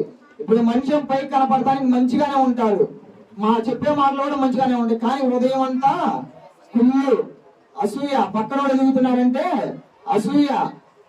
దీంట్లో ఒక వచనంలో చెప్పు ఉంటది. కృత్రిమం అంటే ఏంటో తెలుసా ఎవరికన్నా? మన మత్సరం అంటే కుళ్ళు. ఒకరి కుళ్ళు ఏం చేసిద్ది అంటే వాళ్ళనే తినివేసిద్ది. ఇప్పుడు ఇనుము ఉంది కదా, ఇనుముని ఎవరన్నా నాశనం చేయగలరా? ఏమీ చేయలేరు. ఇనుము ఎట్లా నాశనం అయిపోయింది? తుప్పు బట్టి నాశనం అయిపోయింది. అలానే మన శరీరం కూడా, లేదా మన హృదయంలో కుళ్ళు ఉంటే మన శరీరాన్ని తినేసేది. మన పాస్టర్ గారు ఎన్నోసార్లు చెప్పారు. ఇప్పుడు పైకి కనపడటానికి మంచిగా కనపడతారు, మేకప్ వేసుకొని తెల్లగా, ఏం కనపడకుండా, కానీ హృదయం మొత్తం కుళ్ళు ఉండిద్దండి. వాళ్ళ కళ్ళల్లో అదంతా కనపడిద్ది. ఎందుకంటే వాళ్ళు చూసే చూపుల్లో ఒక మనిషిని, ఆ చూపుల్లోనే తెలిసిపోయింది ఆ మనిషి మీద ఎంత ద్వేషం ఉందో, లేదా ఎంత కుళ్ళు ఉందో అనేది. అవునా కాదా? హృదయం నుంచి ఇన్ని వస్తుంటే దేవుడు ఏమన్నాడు? ఇందా పాత నిబంధనలో మనం చూసుకున్నాం సామెతల్లో, జీవధారలు వస్తున్నాయి అన్నాడు. ఇప్పుడున్న లోకంలో మనుషులందరూ మారిపోయారు. వాళ్ళ హృదయాల నుంచి జీవధారలు రావట్లేదు, కేవలం ఏమొస్తున్నాయి? మార్కు సువార్త 7వ అధ్యాయంలో చూసుకున్నావే, వాళ్ళ హృదయాల నుంచి వస్తున్నాయి. ఇవన్నీ రాకూడదంటే మనం ఏం చేయాలి? మన హృదయాన్ని దేవునికి ఇవ్వాలి. అప్పుడు దేవుడు మన హృదయాన్ని శుద్ధి చేస్తాడండి. అవునా కాదా? ఇందాక మనం చూసుకున్నాం కదా శుద్ధి చేస్తాడని. మార్కు సువార్త 12వ అధ్యాయం 30వ వచనం చూడండి. నీవు నీ పూర్ణ హృదయముతోను, నీ పూర్ణ ఆత్మతోను, నీ పూర్ణ వివేకముతోను, నీ పూర్ణ బలముతోను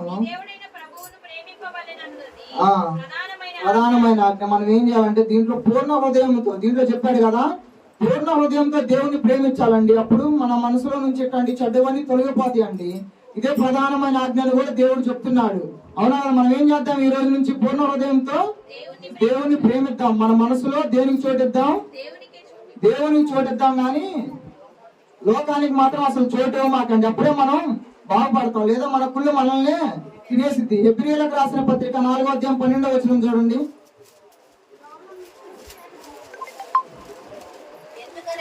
ఎందుకనగా దేవుని వాక్యము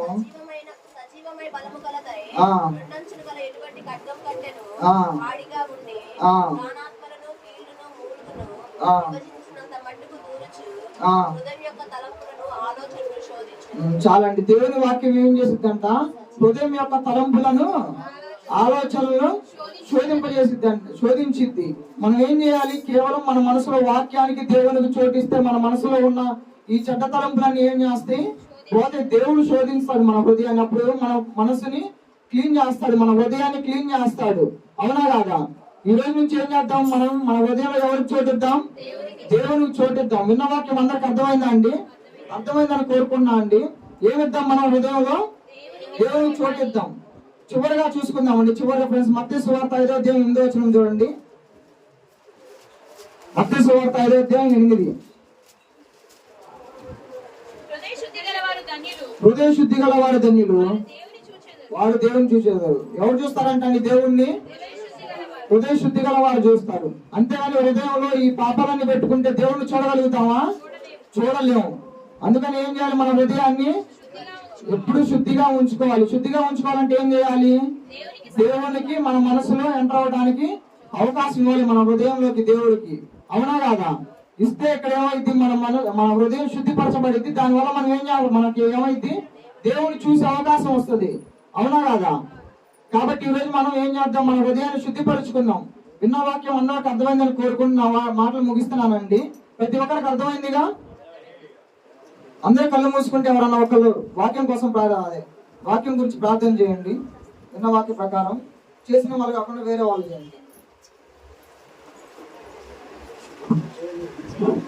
మహాపరిశుద్ధుడా, మహోన్నతుడా నాయన, నీ ఘనమైన వందనములు, స్తోత్రాలు నా ప్రభువా. అయ్యా ప్రభు, నీ ఉదయం లేచిన దగ్గర నుంచి నా ప్రభు, నా హృదయంతో నా ప్రభు నేను ఎంతో ప్రభు చెడు చేస్తున్నాను నా ప్రభు. నా హృదయంలో ఎన్నో ఆలోచనలు నా ప్రభు, అనేకమైన లోకానుసారమైన నేను చేసుకుంటున్నాను ప్రభు. నీకు స్థానం ఇవ్వబోతున్నాను నా ప్రభు. అయ్యా మొట్టమొదటి ప్రభు, నీకు స్థానం ఇచ్చేవారుగా నాకు సహాయం చేస్తున్నాను ప్రభు. అయ్యా నాలో ఉండే విచారాలు, నరహత్యలు ప్రభు, ఇగో ప్రభు, అసూయని వీటన్నిటిని తీసివేసుకున్నాను. మొట్టమొదటి నీకు ప్రభు, నా హృదయంలో నీకు స్థానం ఇచ్చేవారుగా నాకు సహాయం దయచేయమని, విన్న వాక్య ప్రకారంగా జీవించే కృపను నాకు అందరికీ దయచేయమని, ఈ చిన్ని ప్రార్థన విశ్వాసాన్ని చేర్చుకోమని యేసు క్రీస్తు అతి పరిశుద్ధ నామములో ప్రార్థించి పెట్టుకుంటున్నాం తండ్రి.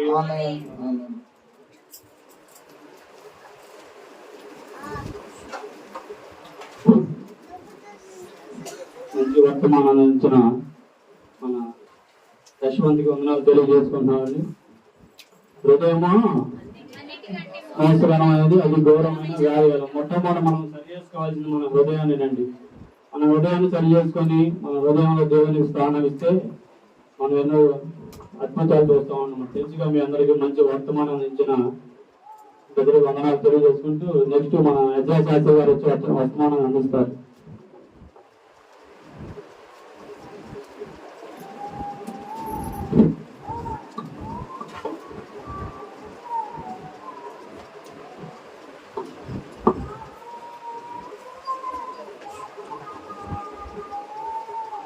అందరికి వందనాలండి. కళ్ళు మూసుకుంటే చిన్న ప్రార్థన చేస్తున్నాం. ప్రేమగలమైన ఆయన, కృపగల మా తండ్రి, మీ బంగారు పాదాలకు వందనాలు, స్తోత్రాలు తండ్రి. నాయన గత పునరుద్ధాన దినం నుంచి ప్రభావ పునరుద్ధాన దినం వరకు తండ్రి మీరే కాచి కాపాడినందుకు మీకు వందనాలు, స్తోత్రాలు దేవా. నాయన ఈ ఆదివారం సమయంలో, ఈ ఆదివారం వేరే ప్రభా ఉదయకాల సమయంలో మీకు కూర్చొని స్థుతించడానికి ఇచ్చిన భాగ్యాన్ని బట్టి మీకు వందనాలు, స్తోత్రాలు తండ్రి. నాయన ఇంతవరకు మీరే తోడుగా నడిపించినందుకు మీకు వందనాలు, స్తోత్రాలు తండ్రి. నాయన నీకు నుంచి మాట్లాడుతుండగా ప్రభా మీ నోటి మూలగా వాడుకోమని అడుగుతున్నాను దేవా. మంచి జ్ఞానాన్ని, పరిశుద్ధ జ్ఞానాన్ని నాకు దయచేయమని అడుగుతున్నాను తండ్రి. నాయన బిడ్డలకు అర్థమయ్యేలా చెప్పేలాగా సహాయం దయచేయండి తండ్రి. మీరే తోడుగా నడిపించమని యేసయ్య పరిశుద్ధ నామములో ప్రార్థన చేసి అడిగి వేడుకుంటున్నాం తండ్రి. ఆమేన్. లూకాసు వార్త 15వ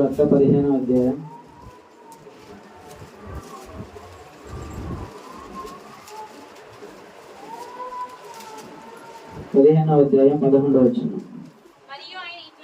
మరియు ఆయన ఇట్లా నేను ఒక మనుషునికి ఇద్దరు కుమారులుండిరి. వారిలో చిన్నవాడు తండ్రి ఆస్తిలో నాకు వచ్చు భాగం ఇమ్మని తన తండ్రిని అడగగా తను తన ఆస్తిని పంచిపెట్టాను. చాలు కామాలు పుస్తకంతో వాక్యం సంతోషం. చూడండి, ఒక కుమారుడు, ఒక తండ్రి ఉన్నాడంట. ఆ తండ్రికి ఎంతమంది కుమారులు ఉన్నారు? 2 కుమారులు ఉన్నారంట. 2 కుమారులు. చూడండి, ఈ వాక్యం చాలా జాగ్రత్తగా అండి. ఎందుకంటే యేసు ప్రభువు స్వయంగా చెప్పిన మాటలు ఇవి. అర్థమవుతుందా? ఈ వాక్యంలో ఎంతో విలువైన మాటలు ఉన్నాయి. నీకు నాకు కావాల్సిన ఎంతో ఆత్మీయ ఆహారం ఉంది ఇక్కడ. సరేనా? ఆత్మీయ ఆహారం అంటే గుర్తొచ్చింది, ఆదివారం దినాన చక్కగా మన చర్చిలో అందరికి మంచి ఆత్మీయ ఆహారం పెట్టడానికి ఎంతమంది దైవసేవకులు ఉన్నారు ఇక్కడ? నలుగురు చెప్తున్నారు. వాకి కడుపు నిండుతుందా? నిండుతుందా? వెళ్తుంటుందా? నిండుతుందా? చాలా చోట్ల, అన్ని చోట్ల ఏం చేస్తారంటే ఒక్కరు చెప్తారు, ఒకరు చెప్పినా అర్థం అవుతుంది, బాగానే వింటారు, శ్రద్ధగా వింటారు. నలుగురు చెప్పినా కానీ ఆకలి లేతుందో లేదో నాకైతే తెలియదు. కానీ నేనైతే నలుగురు చెప్పిన వాక్యములు కూడా అలా కొంచెం సేపు చెప్తున్నారు, చక్కగా ఉంటుందని నేనైతే భావిస్తున్నాను. మరి మీ అందరూ ఏమనుకుంటున్నారు దాని గురించి? బాగుంటుందా లేదా? ఇప్పుడు నలుగురిని చెప్పినా నలుగురు కొంత సమయం చెప్తున్నాం. ఇప్పుడు టైం, మన ప్రేయర్ టైమింగ్స్ ఏంది? ఏ టైం వరకు? 9:30 to 12:30. మరి 1:30 దాకా ఏమైనా చేస్తున్నావా? నలుగురిని చెప్పినా ఏ టైం దాకా చెప్తున్నాం మేము? 12:30 వరకే చెప్పి ముగిస్తున్నాం కదా. నలుగురిని చెప్పినా, ఐదుగురిని చెప్పినా మేము 12:30కే ముగిచ్చేస్తున్నాం కదా. ఎందుకంటే ఈ రోజుల్లో చూస్తుంటే బయట యవనస్తులు ఎంతో మంది విచ్చలవిడిగా అనేక రకమైన వాటికి అలవాటు పడి, అనేక రకమైన వాటికి బానిసలు అయిపోయి విచ్చలవిడి జీవితాన్ని జీవిస్తున్నారు కదా. ఈ దినాల్లో ఇప్పుడైతే యవనస్తులు అయినటువంటి మేము ముగ్గురం కాదులే, మళ్ళీ ఇంత పెద్దోడు అయిపోయాడు, కానీ మేమిద్దరం యవనస్తులు అయినటువంటి వారు మమ్మల్ని దేవుడు చక్కగా ఇక్కడ నుంచోబెట్టుకుని వాడబడుతున్నాడు అంటే ఎంత కృతజ్ఞతలుగా ఉండాలి కదా. ఇప్పుడు చెప్పుకునేటప్పుడు బయటికి ఎవరైనా అంటారు, విమర్శిస్తారు బయట చాలా మంది. ఏమనంటే చర్చిలో పిల్లలు చెప్తున్నారు, చిన్నపిల్లలు చెప్తున్నారు, ఏం వాక్యం అర్థమవుతుంది, ఏం వింటున్నారు, చెడగొట్టడానికి అన్ని చెప్తా ఉంటారు. అస్సలు వినొద్దు. మీరు చెప్పాల్సింది ఏంది? చెప్పండి. యవనస్తులైనా కానీ చక్కగా దేవుడు వాడబడుతున్నాడు వాళ్ళని చర్చిలో అని చెప్పాలి. నేను చాలా మంది చెప్తారు బయట, పిల్లలు చెప్తున్నారు, మీరు ఏం వింటున్నారు, మీకు ఏం అర్థం అవుతుంది అంటారు చెడగొట్టడానికి. ఒకసారి మా ఊర్లో మీటింగ్లు పెట్టారు. చాలా సంతోషం, మా ఊరు వాళ్ళు ఇద్దరు వచ్చారు చర్చికి. వాళ్ళు చాలా సంతోషం. అయితే మా ఊర్లో ఒకసారి మీటింగ్లు పెట్టారు. మీటింగ్లు పెడితే 3 రోజులు మీటింగ్లు పెట్టాడు. 3 రోజులు మీటింగ్లు పెట్టినాక 2వ రోజు ప్రసంగానికి ఒక అతన్ని పిలిచారు. అతని వయసు ఎంతో తెలుసా? చిన్న పిల్లవాడు, 12 సంవత్సరాల నుంచి 15 సంవత్సరాల లోపు ఉంటుంది. అప్పుడు అక్కడ వాక్యం చెప్పడానికి 2వ రోజు ప్రసంగిగా పిలిచారు. పిలిస్తే సహజంగా మీటింగ్లు పెడితే 3వ రోజు జనాలు ఎక్కువ వస్తారు కదా, చివరి రోజు వెళ్ళాలని చెప్పి చివరి రోజు జనాలు ఎక్కువ వస్తారు. కానీ అక్కడ ఏమైందంటే 2వ రోజు ప్రసంగించడానికి చిన్న పిల్లవాడు వస్తున్నాడు అని చెప్పి దాని గురించి ఫుల్గా పబ్లిసిటీ చేసి క్యాన్వాస్ చేసి చెప్తే చుట్టుపక్కల ఉన్న వాళ్ళందరూ చిన్నపిల్లడు వాక్యం చెప్పడానికి వస్తున్నాడు, అసలు ఎట్లా చెప్తున్నాడు వినాలి, ఏం చెప్తున్నాడు వినాలి, తెలుసుకోవాలి అంతే అనుకోని అందరూ తాపాత్రపడి వాళ్ళ పనులన్నీ తొందరగా ముగించుకొని ఆ పిల్లవాడు అనేది అక్కడికి రాకముందే వాళ్ళందరూ వచ్చి అక్కడ కూర్చున్నారు. ఎందుకోసం వచ్చారు? చిన్నపిల్లడు వాక్యం చెప్తున్నాడు, ఎట్లా చెప్తున్నాడు వినాలని చెప్పి వాళ్ళందరూ వచ్చారు. వచ్చినప్పుడు వారందరూ చాలా సంతోషించారు. ఆ బిడ్డ చెప్పిన వాక్యం విని. కానీ ఆ వయసులో ముందు ఆ బిడ్డ చెప్పిన వాక్యం గురించి కాదు, కానీ ఆ వయసులో అక్కడ నుంచొని చెప్పాడని చెప్పి అందరూ ముచ్చటపడి చాలా చక్కగా దాన్ని రిసీవ్ చేసుకున్నారు. అట్లాగే మనం చెప్పాలి. చిన్న బిడ్డలైనా కానీ దేవుడు వాడిని చాలా చక్కగా వాడుకుంటున్నాడు. విమర్శిస్తారు బయట చాలా మంది, నేను చూస్తున్నా, చాలా బయట విమర్శలు చాలా వస్తున్నాయి. కానీ వాటన్నిటికీ ఒకటే సమాధానం ఏంటి? దేవుడు వాళ్ళని వాడుకుంటున్నాడు. ఈ లోకంలో యవనస్తులు చాలా మంది బయట విచ్చలవిడిగా తిరిగి చెడిపోతున్నారు. ఇంకా సంతోషం ఏంటంటే మన చర్చిలో యవనస్తులు చాలా మంది ఉన్నారు. ఎవరు కూడా లోకాసులకి లేదా వేరే వేరే అలవాట్లకి దేనికి అలవాటైన వాళ్ళు కాదు. చక్కగా ఫస్ట్ నుంచి కూడా దేవుడి సన్నిధిలో ఉంటూ దేవుడి మార్గంలో నడుచుకుంటూ వెళ్ళే వాళ్ళే అక్కడ ఉన్నారు అందరు కదా. అప్పుడు ఎందుకు చెప్తున్నానంటే ఈ మాటలు బయట అంటా ఉంటారు అనుకున్న మాటలన్నిటికీ మీరు చెప్పాల్సిన సమాధానం ఇదే. అర్థమైందా? అర్థమైంది. ఎంత ఎక్కువ సమయం నలుగురిని చెప్పినా 5గురికి చెప్పినా కానీ మీకు సమయానికి 12:30 కంటే 12:30కి మిమ్మల్ని ఇక్కడి నుంచి వదిలేసే బాధ్యత మాది. అయినా 12:30కి ఎందుకు వదలాలండి మిమ్మల్ని? ఎందుకు వదలాలి? అంతకుముందు దాసుడు ఉన్నప్పుడు అయితే 12:30కి వదిలేసేవాడు. ఎందుకు? ఇళ్ళకెళ్ళి మళ్ళీ అన్నాలు వండుకొని తినాలని అనుకునేవాడు కదా. ఇప్పుడు మీకు అంతా చర్చిలో ప్రేమ మీద ఏర్పాటు చేసి చక్కగా కూర్చోబెడుతుంటే ఏంది కూర్చోవడానికి మీకు? 12:30 కాదు 1 గంట దాకా కూర్చోబట్టారు. వాళ్ళు 2 చేయాలన్న టైం వాళ్ళ నుంచి ఇంకా రెడీగా ప్రీ ప్లాన్గా ఉన్నాడు అన్న ఇక్కడ. సంతోషం. అయితే నేను ఎందుకు చెప్తున్నానంటే ఈ మద్దతు, ఈ మాటలు అర్థం చేసుకోండి. సంఘ సమయానికి సహకరించండి. అందరూ ఇబ్బంది పడద్దు, ఎవరు కూడా సహకరించండి. నలుగురు చెప్పినా 5 చెప్పినా ఒకటే టయానికి ముగిస్తాం, ఏం ఇబ్బంది లేదు. టయానికి ముగించి పంపించే బాధ్యత మాది, సరేనా? ఓకే. ఎందుకంటే నేను ఈ మాటలు ఎవరిని అడిగి నేను చెప్పలేదు. ఎందుకంటే నేను ఏదైనా విషయం చెప్పాలంటే ఇక్కడ నుంచి నేను ముందు డాడీని అడుగుతా. డాడీ నేను ఈ మాటలు అక్కడ నుంచి నేను చెప్పొచ్చా లేదా అని నేను డాడీని అడిగేవాడిని. నేను ఇక్కడికి వచ్చేదాకా కూడా నేను ఈ మాటలు చెప్పాలనుకోలేదు. ఇక్కడికి వచ్చాక ఎందుకంటే నాకు చెప్పాలనిపించిన మాటలు, ఎందుకంటే బయట మన గురించి వస్తున్న టాక్ కానీ అవన్నీ చూసుకొని వాటన్నిటి గురించి చెప్పాలనిపించింది. అందుకోసం అని ఇక్కడికి వచ్చినాక నేను చెప్తున్నాను. ఎవరేమనుకోవద్దు అని అనుకున్నారా? ఎవరేమనుకోవద్దు. సరే, మన తిరిగి వాక్యం అయిపోద్దాం. ఒకసారి 11 వచ్చిన చదివితే, మరి ఆయన ఇట్లా నేను ఒక మనుషునికి 2 కుమారులుండిరి. వారిలో చిన్నవాడు తండ్రి ఆస్తిలో నాకు వచ్చు భాగమిమ్మని తన తండ్రిని అడుగగా అతను తన ఆస్తిని పంచిపెట్టాను. చూడండి, అక్కడ ఒక తండ్రి ఉన్నాడంట. ఆ తండ్రికి 2 కుమారులు ఉన్నారంట. 2 కుమారులు తన తండ్రి దగ్గర ఉన్న తన ఆస్తిని వారికి పంచమని చెప్పి అడిగాడంట చిన్న కుమారుడు. అక్కడ తల్లి ఉన్నట్టు ఎక్కడ కనిపించలేదు. తల్లి లేకపోయినప్పటికీ ఆ తండ్రి వారిని ఎంతో కష్టపడి పెంచి పోషించి వారిని పెద్ద చేసిన తర్వాత ఆ చిన్న కుమారుడు ఏమన్నాడు, అక్కడ నా ఆస్తి నాకు ఇచ్చేసి నేను వెళ్ళిపోయి నా బతుకు నేను బతుకుతా అన్నట్టుగా తన ఆస్తిని అడిగాడంట. నా ఆస్తిని బాగా నాకు ఇచ్చేసి అని అడిగాడంట. సరే, ఆ తండ్రి కూడా ఏం చేశాడంటే, అడుగుతున్నారు, నేను వారిని పెంచాను, పెద్ద చేశాను, పోషించాను, సరే ఇంకా వాళ్ళ ఇష్టం అని చెప్పి ఆ తండ్రి కూడా ఇచ్చేస్తాడు. ఇచ్చేసినాక ఏమవుతుందో చూడండి, ఇక్కడ 13వ వచనం. కొన్ని దినములైన తర్వాత ఆ చిన్న కుమారుడు సమస్తమును కూర్చుకొని దూరదేశమునకు ప్రయాణమైపోయి అతడు తన ఆస్తిని దుర్వ్యాపారముల వలన పాడు చేశాను. తన తండ్రి దగ్గర నుంచి తనకు రావాల్సిన ఆస్తి భాగాన్ని అంతటా తీసుకున్నాడు. తనకు రావాల్సిన ఆస్తిని తీసుకున్నాడు. తనకు వచ్చే ఇంట్లో మొత్తం తీసుకొని వెళ్ళిపోయాడు. ఎక్కడికి వెళ్ళాడు? దూర దేశాలకు వెళ్ళిపోయాడు. దూర దేశాలకు వెళ్ళిపోయి నా బతుకు నేను బతుకుతాను, నా జీవితం నేను జీవిస్తాను, నాకు మీతో సంబంధం లేదన్నట్టుగా ఇంట్లో నుంచి వెళ్ళిపోయి తన బతకడానికి వెళ్ళాడు. బ్రతకడానికి వెళ్ళిన తర్వాత అక్కడికి వెళ్ళినాక ఏమైంది? తన తీసుకెళ్లిన ఆస్తిని, తన తీసుకెళ్లిన వాటన్నిటిని అమ్మి తాకట్టు పెట్టుకొని ఇష్టం వచ్చినట్టుగా విచ్చలవిడిగా తాగుతా తిరుగుతా, ఇష్టం వచ్చిన ఆటలు ఆడుకుంటా, ఇష్టం వచ్చినట్టుగా అన్నిటికీ అలవాటు పడి, ఇష్టం వచ్చిన అన్ని లోకంలో సంబంధించిన అన్ని చేసుకుంటా లాస్ట్కి ఏం చేసుకున్నాడు? తన ఆస్తి అంతటిని పాడు చేసుకున్నాడు. దుర్వ్యాపారం వలన పాడు చేసుకున్నాడు.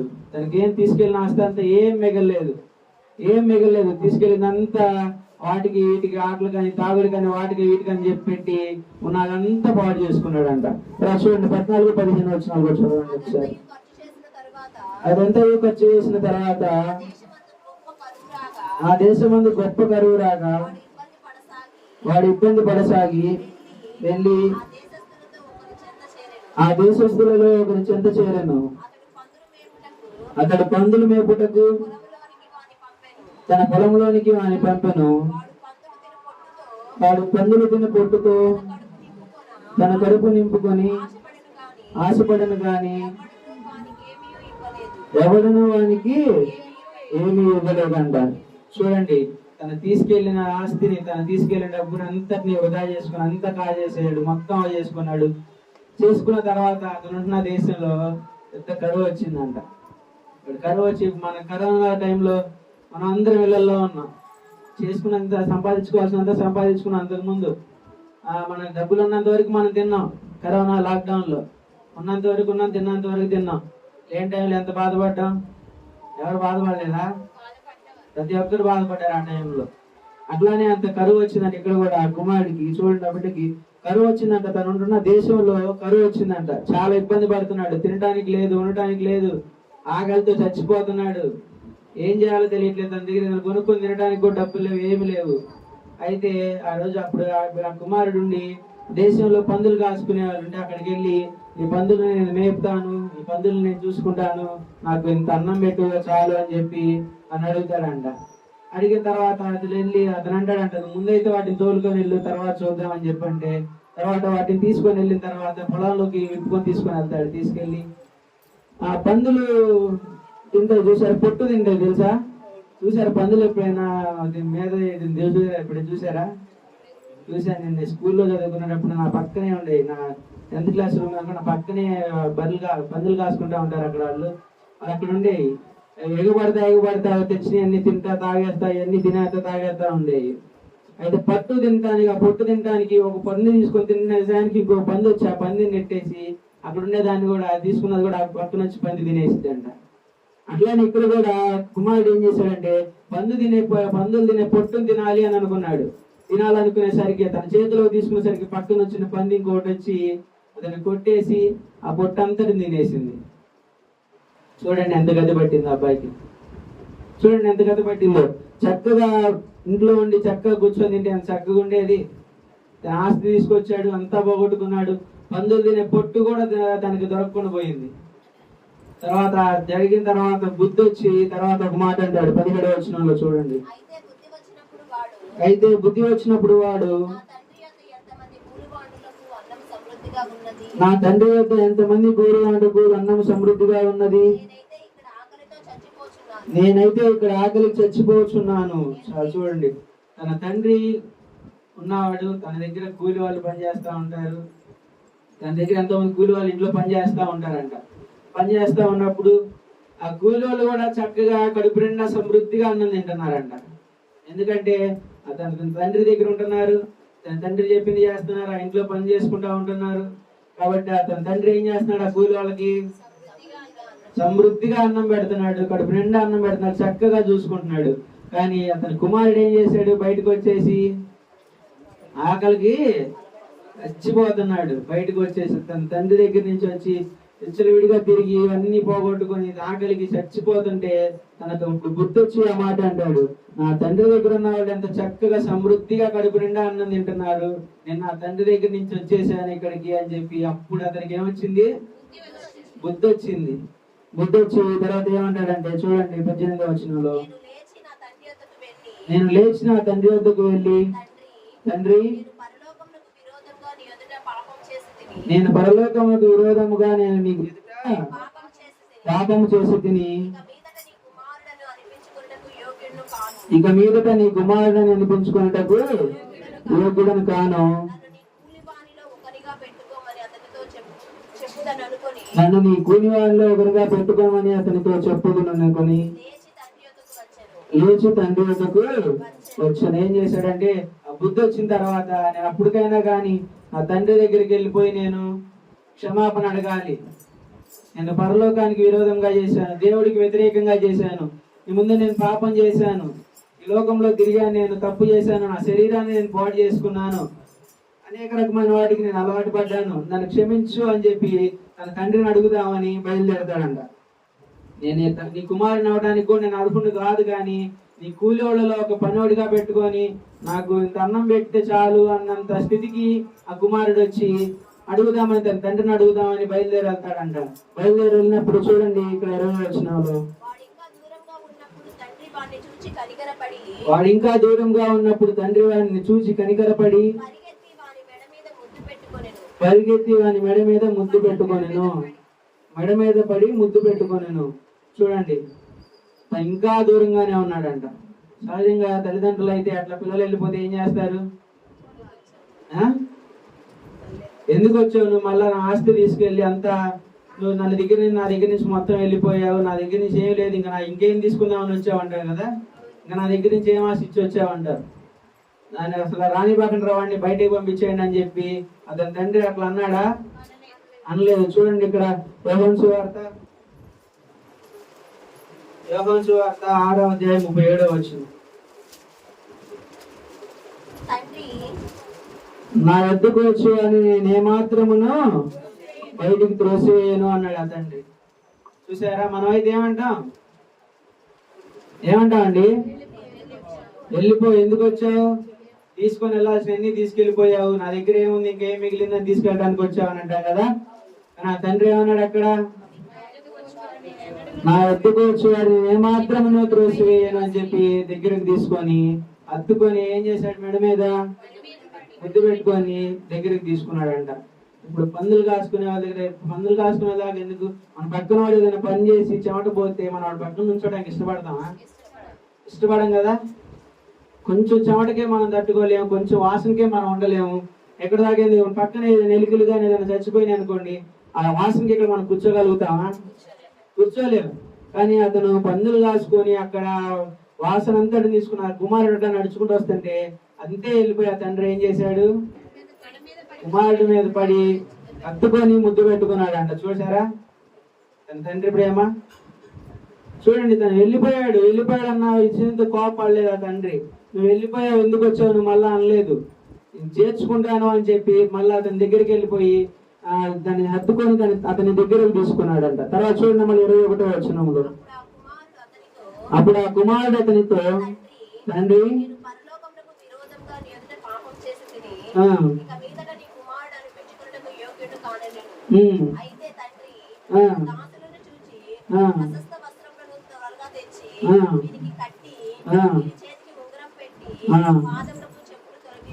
తొలగించుడు. చూడండి తర్వాత చూడండి 23 కూడా చూడండి చాలు. ఇక్కడ ఏమంటున్నాడు చూడండి, తన కొడుకు వచ్చిన తర్వాత, తండ్రి నేను కుమారుడిగా ఉండడానికి నేను అర్హుణ్ణి కాదు, ఎందుకంటే నేను నా ఇష్టం వచ్చినట్టు నేను జీవించాను, నిన్ను కాదనుకొని నేను వెళ్ళిపోయాను, నువ్వు నాకు వద్దనుకొని నేను ఇక్కడి నుంచి వెళ్ళిపోయి నా ఇష్టం వచ్చినట్టు నా జీవితాన్ని నేను జీవించాను, నా బతుకు నేను బ్రతికాను. కానీ నేను మళ్ళా నాకు సమస్య వచ్చినప్పుడు నేను ఎగిరి తిరిగి వస్తున్నాను, అందుకని నేను నీ కుమారుడిగా ఉండడానికి నేను అర్హుణ్ణి కాదు, ఎందుకంటే దేవుడికి నేను వ్యతిరేకంగా ప్రతి ఒక్కటి చేశాను, పరలోకానికి విరోధంగా నేను చేశాను, నేను ఇక్కడ ఉండడానికి నీకు అర్హుణ్ణి కాదు, కానీ నీ కూలివాడిలో ఒకటిగా నన్ను పెట్టుకొని ఒక పనివాడిలాగా నన్ను ఇంట్లో ఉంచుకో అని అంటున్నాడంట. చూసారు, మనమైతే ఆ పనివాడిగా ఉంచుకోవడానికి ఒప్పుకుంటాం ఆ పిల్లల్ని? అట్లా చేసి వెళ్ళిపోతే ఒప్పుకోం. అతని తండ్రి ఏం చేశాడు, దగ్గరికి తీసుకొని తనకి చక్కగా మంచి వస్త్రాలు తీసుకురమ్మని చెప్పి అతను దాసులకు చెప్పి పంపించి మంచి వస్త్రాలు తీసుకొచ్చి ఆ బిడ్డకు తొడిగి మంచి వస్త్రాలు కట్టిన తర్వాత మంచి భోజనం పెట్టి వాళ్ళంతా సంతోషించారంట. చూడండి మరి అట్లా చేసేవాళ్ళగా ఉన్నారా మన వాళ్ళు? ఇవాళ ఈ రోజుల్లో మన వాళ్ళు ఎవ్వరు ఉండట్లేదు అట్లా. కానీ అక్కడ ఎంత తప్పు చేసినా కానీ, ఎంత పాపం చేసినా కానీ తన పాపం తను తెలుసుకున్నాడు, తన తప్పు తను తెలుసుకున్నాడు. తెలుసుకొని ఏం చేశాడు, మళ్ళా తిరిగి వచ్చాడు దేవుడికి. తన పాపం తను తెలుసుకొని, తన తప్పు తను తెలుసుకొని తిరిగి వచ్చిన తర్వాత ఏం చేశాడు తన తండ్రి? మంచి వస్త్రాలు ఇచ్చి చక్కగా తనని ఒక రాజులాగా చూశాడు.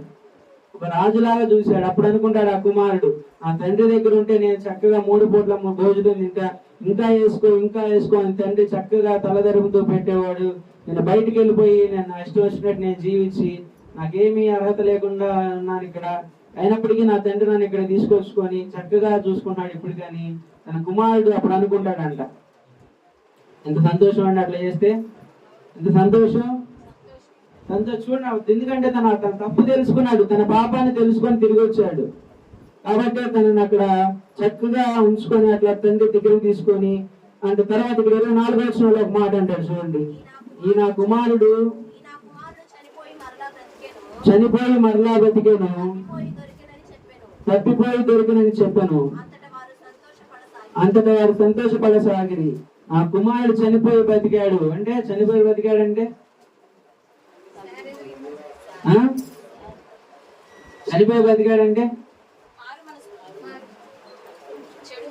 తన పాపాన్ని తను చంపేసుకొని మళ్ళా దేవుడిలో జీవించాలని చెప్పి మళ్ళా తన తండ్రి దగ్గరికి తన పాపాలు తన శాపాలన్నీ ఒప్పుకొని తండ్రి దగ్గర మళ్ళా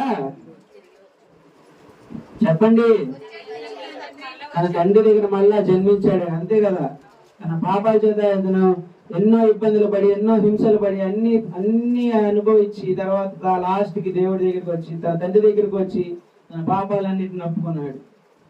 అట్లాగే మనం కూడా మన పాపాలు మన తప్పులు మనం తెలుసుకోవాలి. మన పాపాలు అట్లా తన తండ్రి ఎట్లయితే తన పాపాలను ఒప్పుకున్నాడు, తన పాపాలను ఎట్లా క్షమించాడు, మన తండ్రి కూడా మనల్ని అట్లా మన పాపాలను మన తప్పులను క్షమించడానికి యేసు ప్రభు సిద్ధంగా ఉన్నారు. చూడండి 1వ యోహాను రాసిన పత్రిక,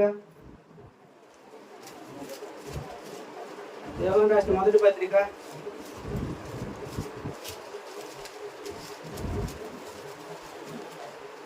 1:9 మన పాపములను మనం ఒప్పుకొనిన యెడల మన పాపములను మనం ఒప్పుకొని ఎడల నమ్మదగిన వాడును మనం నమ్మదగిన వాడును నీతిమంతుడును కనుక ఆయన మన పాపములను క్షమించి సమస్త దుర్నీతి నుండి మనల్ని పవిత్రులుగా చేయనంట. చూడండి, మన పాపములను మనం ఒప్పుకోవాలి. ఎవరెడలండి? పక్కన వాళ్ళ దగ్గర. మరి దేవుడి దగ్గర మన పాపాలు ఒప్పుకుంటే దేవుడు ఎవరు? నమ్మదగిన వాడు, నీతిమంతుడు కనుక నీ పాపాలని నీ దుర్నీతి నుండి నిన్ను ఏం చేస్తాడు? పవిత్రులుగా చేస్తాడు. కాబట్టి నువ్వేం చేయాలంటే, నువ్వు చేయాల్సింది ఏంటంటే, చాలా మంది అనుకుంటారు, క్రైస్తవులు అయినటువంటి చాలా మంది అనుకుంటారు, నేను ఈ లోకంలో తిరుగుతున్నాను, ఈ చెడిపోయాను, నేను పాపంలో తిరుగుతున్నాను, ఇక నేను దేవుడి దగ్గరికి వెళ్తే నన్ను దేవుడు యాక్సెప్ట్ చేయడు, ఇక నేను ఇంతే ఉండాలి, ఇక నా బతికి ఇంతే సాగిద్దాం, ఇంతే కొనసాగుదాం అనుకుంటారు. అనుకుంటారా? అనుకోరా? అనుకుంటారు. వాడు మారాలి అనుకున్నా కానీ మారలేరు. ఎందుకంటే వాడికి ఆలోచన వచ్చింది, నేను ఇప్పుడు మారినా కానీ నేను వెళ్ళేది నరకానికి. ఎందుకంటే నేను చాలా పాపాలు చేశాను, తప్పులు చేస్తున్నాను, కాబట్టి నేను వెళ్ళేది ఎక్కడికి? నరకానికి. ఇప్పుడు దేవుడి దగ్గరికి వెళ్ళినా ఉపయోగం ఉండదు అనుకుంటారు చాలా మంది. కానీ దేవుడు ఏమంటున్నాడు? నా దగ్గరకు వచ్చే వారిని నేను ఏమాత్రము తోసివేయను అంటున్నాను. ఏ స్థితిలో ఉన్నా కానీ, నువ్వు ఏ గతిలో ఉన్నా, నువ్వు ఎట్లా ఉన్నా కానీ, నీ పరిస్థితి ఎట్లా ఉన్నా కానీ, ఆయన దగ్గరికి వస్తే ఏమంటున్నాడు? తోసివేయను. చక్కగా హత్తుకొని దగ్గరకు తీసుకొని నువ్వు చేసిన పాపాల నిమిత్తం యేసు ప్రభు వారిని అడిగితే, నీ పాపాలన్నింటినీ వచ్చి, నీ చేసిన పనులన్నింటినీ వచ్చి నీ క్షమాపణకి దేవుడు నీకు ఇస్తాడా లేదా? ఇస్తాడు. నీ దుర్నీతి నుండి, నీ పాపాల నుండి, నీకు అన్నిటినీ, సమస్యలన్నిటి నుంచి నిన్ను ఏం చేస్తాడు? దేవుడు పవిత్రులుగా చేస్తారు. అలాగే ఈ లోకంలో చూస్తున్నాం మనం, ప్రతి ఒక్కరికి ఏదో ఒక సమస్య ఉంటానే ఉంటుంది, ఎవరో ఒకరికి ఏదో బాధ ఉంటానే ఉంటుంది, ఏదో ఒక మోసాలు చేస్తున్నారు, పాపాలు చేస్తున్నారు, అనేక రకమైన చేస్తానే ఉంటున్నారు కదా. పాపాలు చేయని వాళ్ళు ఎవరున్నారండి ఈ రోజుల్లో? ఎవరున్నారు? పాపం చేస్తున్నావేమో. ఎవరి ముందు చేస్తున్నావు నువ్వు పాపం? నీ చుట్టుపక్కల ఎవరు లేరు, ఎవరు చూడలేదా నీ పాపం? నువ్వు చేసే పాపం నీ పక్కన వాళ్ళు ఎవరు చూడలేదు అనుకోకు. నువ్వు చేస్తుంది పాపం ఎవరి ముందు? దేవుడు ఎదుగు చేస్తున్నావు నువ్వు పాపం. నువ్వు చేస్తున్న పాపం దేవుడు ఎదుగు చేస్తున్నావు. అలాగే నువ్వు నీ భార్యని భర్తని మోసం చేస్తున్నావేమో. ఎవరిని మోసం చేస్తున్నావు? నువ్వు దేవుణ్ణి మోసం చేస్తున్నావు. నువ్వు మోసం చేస్తుంది భార్యని భర్తనే కాదు, నువ్వు మోసం చేస్తుంది దేవుణ్ణి. అది గుర్తుపెట్టుకోవాలి. మనం చేస్తుంది మోసం, దేవుణ్ణి చేస్తున్నావు. నేను చేస్తున్న తప్పు దేవుడు చూస్తున్నాడు అనుకోవాలి. తల్లిదండ్రులను దుఃఖ పెడుతున్నావేమో. బాధ పెడుతుంది ఎవరిని? దేవుణ్ణి బాధ పెడుతున్నావు. తల్లిదండ్రులు ఉంది, మనకి ఆజ్ఞల్లో కూడా ఉంది, తల్లిని తండ్రిని సన్మానించము అని చెప్పి ఉంది. అర్థం వచ్చినట్టుగా నువ్వు తల్లితో తండ్రితో ఉంటే దేవుడు చూస్తా ఉంటాడా? కాబట్టి నువ్వు చేస్తున్న తప్పు కానీ, నువ్వు చేస్తున్న పాపం కానీ ప్రతి ఒక్కటి దేవుడు చూస్తున్నాడు. నువ్వు పెట్టే ప్రతి ఒక్క మనిషిని, పక్కన వాళ్ళు పెట్టే బాధను కూడా ఎవరిని బాధ పెట్టినట్టు? దేవుడు బాధ పెట్టి. ఇప్పుడు మనల్ని కూడా అంటున్నారు చాలా మంది, మన సంఘాన్ని అనేక మంది అనేక మాటలు అంటున్నారు. వారు ఎవరిని అంటున్నారు? దేవుడిని అంటున్నాడు. ఎందుకంటే మన సంఘం, మన దాసుడు కన్నీళ్లు కాచి వదిలి వెళ్ళిన సంఘం ఇది. కన్నీళ్లు కాచి వదిలి వెళ్ళిన బలిపీఠం ఇది కదా. కాబట్టి మనం దాన్ని వదులుకోకూడదు, పోగొట్టుకోకూడదు. మనం ఎంతైనా కానీ కష్టపడాలి, చెయ్యాలి. ఇంకా దాన్ని ఆగిపోయిన ప్రార్థనలు, ఎంతో మంది సమస్యలతో ఎంతో మంది మన దాసుడి దగ్గరికి వచ్చారు. వారంతా ఇంకా స్వస్థపడాలి అని చెప్పి మనందరం ప్రతి క్షణం ప్రతిసారి ప్రార్థన చేస్తానే ఉంటున్నాం. ఎందుకోసం అండి? మన దాసుడు ఎంతో కష్టపడి కన్నీరు కార్చి వదిలి వెళ్ళిన సంఘం ఇది. అందుకోసం మనం దాన్ని పోగొట్టుకోకూడదు అని చెప్పి ఇక్కడ కష్టపడి చేస్తున్నాం. యవనస్తులైనటువంటి వారు మేము ఎవరో బలవంతం చేసి పంపించలేదు, ఎవరో గట్టిగా మీరు అక్కడ చెప్పాలని చెప్పి మాకు ఎవరు చెప్పలేదు. ఎవరు నడిపింపింది? దేవుడు నడిపింపు. నేను ఫస్ట్ దాకా నేను ఇక్కడికి వచ్చి ఫస్ట్ వారం వాక్యం చెప్పేదాకా కూడా నేను ఇట్లా చెప్తానని నేను ఏ రోజు అనుకోలేదు తెలుసా. నేను ఏ రోజు అనుకోలేదు. నేను ఒక రోజు చెప్తాను, సాక్ష్యం చెప్తాను మీ అందరికీ. నా సాక్ష్యం ఒక రోజు తప్పనిసరిగా అప్పుడే తెలుసుకుంటారు మీరు.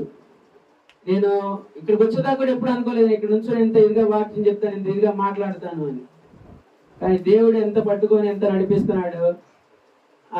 ప్రతి ఒక్కరికి నా గురించి తెలిసిన వాళ్ళకైతే ఖచ్చితంగా తెలిసే ఉంటది. ఆది వచ్చినప్పుడు తాతని తీసుకొచ్చేవాడినే కానీ శ్రద్ధ ఇక్కడ ఉండేది కాదు నాకు.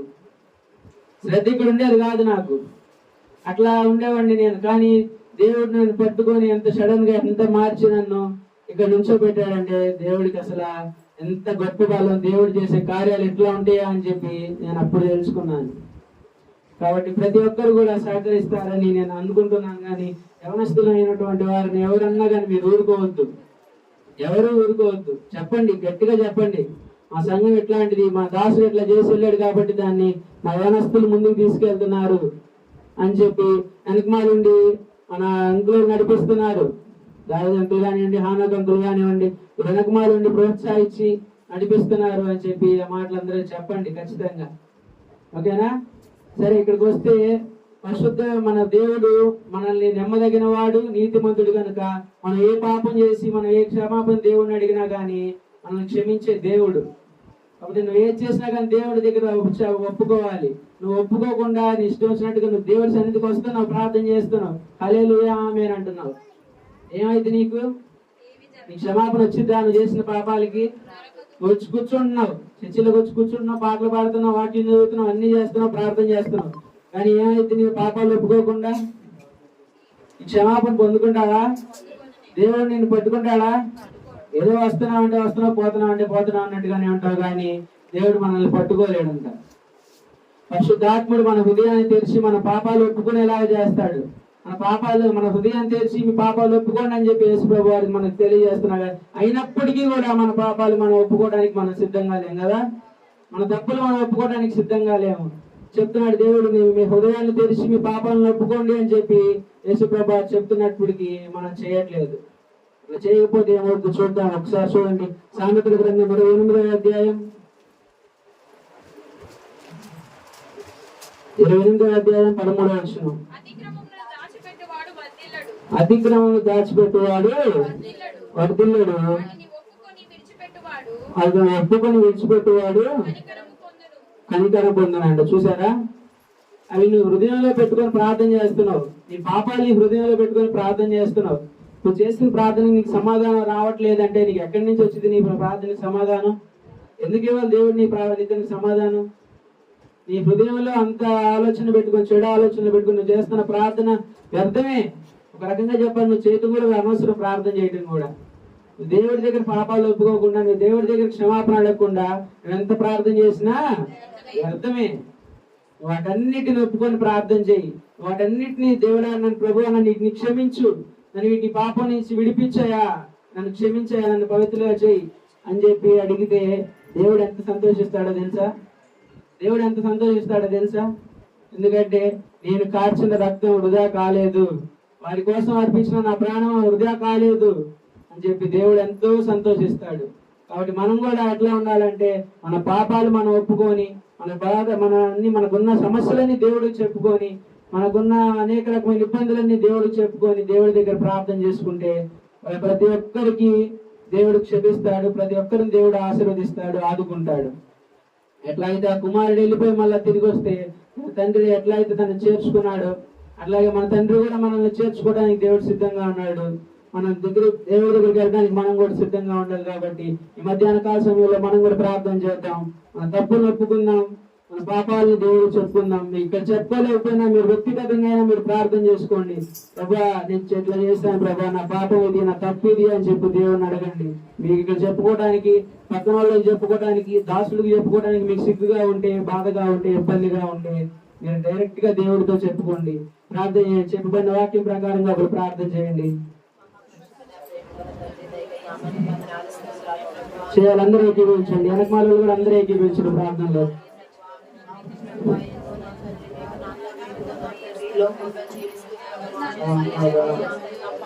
ఒప్పుకోకుండా మా హృదయం భద్రపరచుకొని ఇంకా పాపాన్ని ప్రభావ అయ్యా ఇదిగో నా తల్లి మా హృదయం పాపాన్ని అయ్యా ఇదిగో అదే తుది నాశనం చేస్తుంది ప్రభువ. అవును ప్రభు, అతిక్రమంలో దాచిపెట్టుకున్న వాడు వర్ధిల్లుడు అంటున్నా ప్రభు, దాన్ని ఒప్పుకొని విడిచిపెట్టువాడు కనికరం పొందుతాడని చెప్తున్నా ప్రభువ. అవును ప్రభు, నీ కనికరం మేము పొందలేకపోతున్నాము ప్రభువ. అయ్యా మేము వర్ధిల్లలేకపోవటానికి కారణం మా పాపాలు దాచుకోబోతున్నాం. క్షమించండి. పాపాన్ని మేము లక్ష్యం నీకు నిర్మాణాలు అందరూ జీవించాలి పాపాలను మేము కొని తెచ్చుకుంటూ ఉన్నాము ప్రభు. నీకు లేవా పాపాలు, నీకు లేవా మీకు రోగాలు కానీ, మీకు సమస్యలు కానీ, మీకు ఏమైనా ప్రార్థన చేయండి, అందరూ ప్రార్థన చేయండి. పెట్టగా ప్రభు నా హృదయంలో నేను భద్రపరుచుకుంటున్నాను ప్రభు. అయ్యా తప్పిపోయిన కుమారులు అయితే ప్రభు అయ్యా ఇదిగో తన ఆస్తిని తను తీసుకొని వెళ్ళిపోయి దుర్వ్యాపారం చేసుకొని పాడు చేసుకున్నాడు ప్రభు. అలా ప్రభు నేను కూడా ఈ లోకంలో జీవిస్తూ ప్రభు అయ్యా నీ సన్నిధి నుంచి పారిపోయి లోకంలో కొట్టుమిట్టులాడు ప్రభు. అయ్యా లోకంలో జీవిస్తూ ప్రభు అయ్యా ఇదిగో నా తల్లి పిలుస్తున్నావు ప్రభు. ఏ పాపంలో ఉన్నాను, ఏ నా తండ్రి ఏ చేయండి, ప్రార్థన చేయండి. నిర్మాణం రావట్లేదు ఏ శాపంలో మధ్యాహ్న కాల సమయం రమ్మని పిలుస్తున్నావు ప్రభు. అవును ప్రభు ఈ మధ్యాహ్న కాల సమయం ఒక అవకాశం ఇస్తున్నావు ప్రభు. మీరు ఏ శాపంలో ఉన్న పాపంలో ఉన్న మీరు నా ఎదురు రెండని చెప్తున్నావు ప్రభు. తప్పిపోయిన కుమారుని ఎలా చేర్చుకున్నాను అలా మిమ్మల్ని చేర్చుకోవడానికి సిద్ధంగా ఉందని చెప్పి ఉన్నాను ప్రభు. అవును ప్రభు ఈ మధ్యాహ్న కాల సమయం పాదం చెందుకు వచ్చి ఉన్నాము ప్రభు. అయ్యా మేము వేసిన వేషానికి ప్రభు అయ్యా మేము జీవించిన ప్రతి పాప జీవితం ప్రభు అయ్యా సన్నిధ కన్నీరు కాశి ప్రభు అయ్యా మేము ఒప్పుకున్నట్లయితే నేను విడిపించడానికి సిద్ధంగా ఉన్నావు ప్రభు. నేను క్షమించడానికి సిద్ధంగా ఉన్నావు ప్రభు. అయ్యా ఎంతకు వచ్చిన వారిని ఎంతకు తోసివేయాలని చెప్తున్నావు ప్రభు. ఈ మధ్యాహ్న కాల సమయంలో ఈ సన్నిధిలో వచ్చి ఉన్నాము ప్రభు. అయ్యా నిశ్శబ్దంగా వచ్చి ఉన్నాము ప్రభు. అయ్యా మమ్మల్ని తోసివేశాము ప్రభు.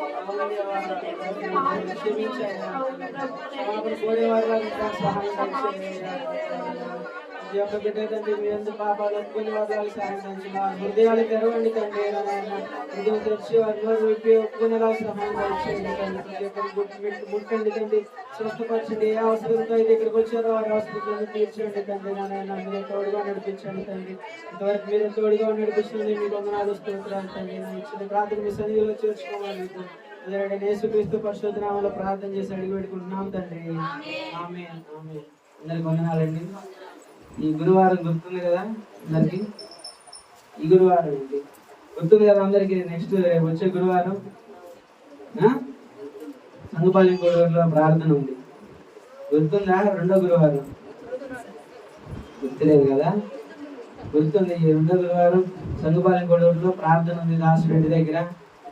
అప్పుడు అందరూ తప్పకుండా రావాలని చెప్పి అందరికీ తెలియజేస్తున్నాను. అలా ఇంకొక విషయం చెప్పడం మర్చిపోయాను నేను, ఏమనుకోవద్దాను. అమ్మమ్మ తాతయ్య వచ్చారు, పోయిన వారం వచ్చారని చెప్పాను. వాళ్ళు తిరిగి ఒంగోలు వెళ్తున్నారు. మళ్ళా వారికి ఏర్పాటు దేవుడానికి ఏర్పాటు చేసిన గృహానికి అక్కడ ఒంగోలు వెళ్తున్నారు. కాబట్టి వారి కోసం ఒక చిన్న మాట ప్రార్థన చేస్తే వాక్యం ముగించుకున్న వారు తిరిగి మళ్ళీ ప్రయాణం వెళ్తున్నారు. ఎంతో బాధపడి తర్వాత ఇక్కడికి వచ్చారు, మన సంఘానికి వచ్చారు, సాక్ష్యంగా చెప్పుకున్నారు, అందరూ విన్నారు. మళ్ళీ వారు బయలుదేరి వారు వెళ్తున్నారు. వాళ్ళకి మంచి ఆరోగ్యం ఇవ్వాలని అందరూ ఒకసారి ప్రార్థన చేసి ఒకరు ప్రార్థన చేయండి. ఒక్కరు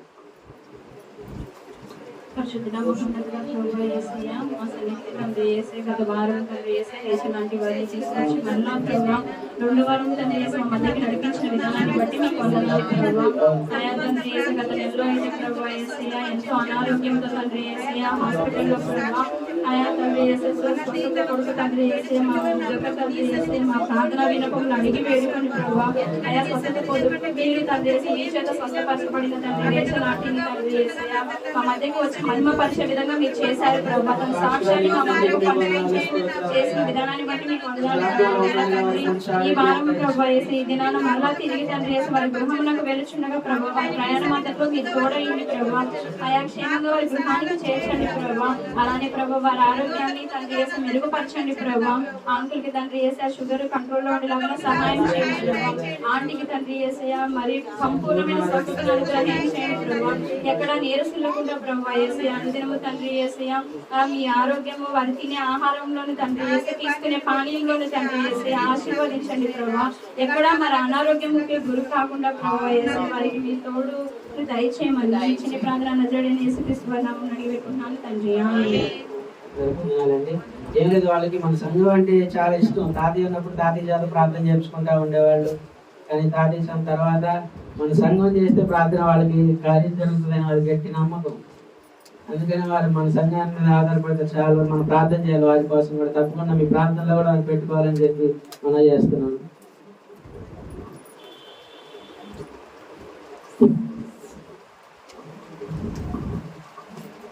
మంచి వర్తమానం ఇచ్చిన అజ్రా శాస్త్రికి వందనాలండి. ఏం చెప్పారండి వాక్యం?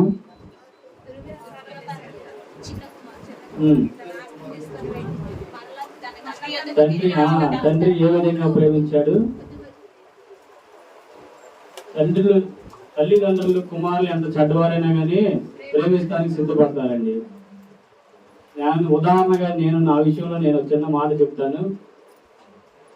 నేనైతే అంటే అక్కడ కుమారుడు ఆస్తి తీసుకొని వెళ్ళాడు, కానీ నేనైతే ఇక్కడ ఏం చేశాను, నా ఇష్టానుసారంగా జీవించాను అనమాట. అయినా అంటే రోజు కూలి పని చేసుకునేవాడిని, ఆ డబ్బులతోనే నా ఇష్టానుసారంగా జీవించాను, తిరిగాను, చేశాను. అయినప్పటికీ నా తల్లిదండ్రులు మళ్ళీ తిరిగి మరలా వచ్చి ఇదిగో నా స్థితి అని అంటే మరలా నన్ను చేర్చుకున్నారు, హత్తుకున్నారు అన్నమాట. ఎంత ప్రేమించారంటే ఇప్పుడు ఈ స్థితిలో నిలబడడానికి కారణం నా తల్లిదండ్రులు, అలాగే సంఘస్థులు, దైవ సేవకులు.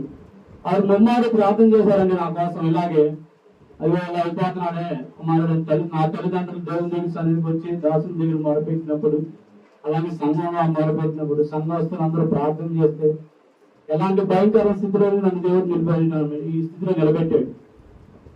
దాని నుంచి మన శాస్త్రి చెప్తుంటే ఒకటే తక్కువ వస్తున్నారు అన్నమాట నాకు. అలా ఎంత ప్రేమ చూపిస్తున్నావు మీరు మా ఇంట్లో. అలాంటి ప్రేమను మేము కనపరుచుకోలేకపోతున్నాం ఆయన. కన్నీరు మున్నీరైపోతున్నాడండి అక్కడ. తల్లిదండ్రుల ప్రేమ అలాంటి ప్రేమ మనం తృణీకరిస్తున్నాం అనమాట.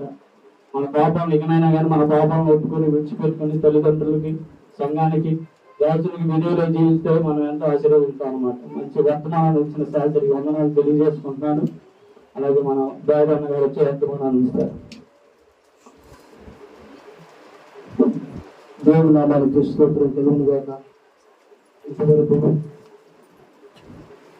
బిడ్డలు ఏమైనా బిడ్డలు బోధించారు. నిజంగా దేవుడు ఎంత ప్రేమమయుడు, ఎంత ఆయనలో ఉన్న ప్రేమ, ఆయనలో ఉన్న దయ మనకి చూపిస్తున్నటువంటి ఆ ప్రేమను మనం ధృవీకరించే వారిగా ఉండకుండా మనం కూడా ప్రతి ఒక్కరిని లోబడి దేవుడికి ఇష్టంగా జీవిద్దాం. మనం ఎన్నిక లేని వారిగా దేవుడు మనం ఎన్నిక లేని వారిని ఎన్నుకుంటున్నాడు. కాబట్టి మనం ఈ చిన్న సంఘాన్ని ప్రేమించి మరి వారు అంత దూరం నుంచి మనం ఏదో విశ్వాసం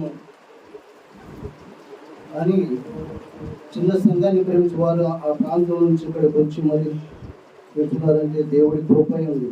మనం ఏ పాటి వారి వీళ్ళగా మన సంఘం ఏ పాటి, కానీ దేవుడికి ఇష్టముగా ఉండేటట్టుగా మనం ఎక్కువగా ప్రార్థన చేస్తూ దేవుడి సన్నిధానములు మనం ఇంతవరకు మనం ఒప్పుకోవాలి. మన హృదయాన్ని మనం సరి చేసుకుంటూ హృదయం గురించి బోధించారు. హృదయం గురించి మనం జాగ్రత్తగా ఆయనకు నమ్మకం కలిగేటట్టుగా మనం ఉండాలి. దేవుడికి ఇష్టమైన వారిగా ఉన్నట్లయితే మన యొక్క సంఘంలో ఇంకా కొన్ని అద్భుతాలు, ఆశ్చర్యకరాలు ఎన్నో మనకి చూస్తాం.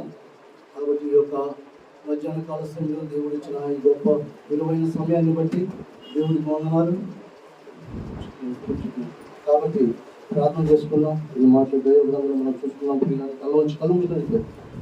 పరిశుద్ధుడా, మహోన్నతుడానైనా ఎన్నిక లేని వాళ్ళ బలం బలపరచు మాట్లాడేంత వరకు అయినా ఈ యొక్క పిల్లలు చెప్పినట్టుగా నా తండ్రి మంచి జ్ఞానం ద్వారా తెలియకొన్నాడు ప్రభావ.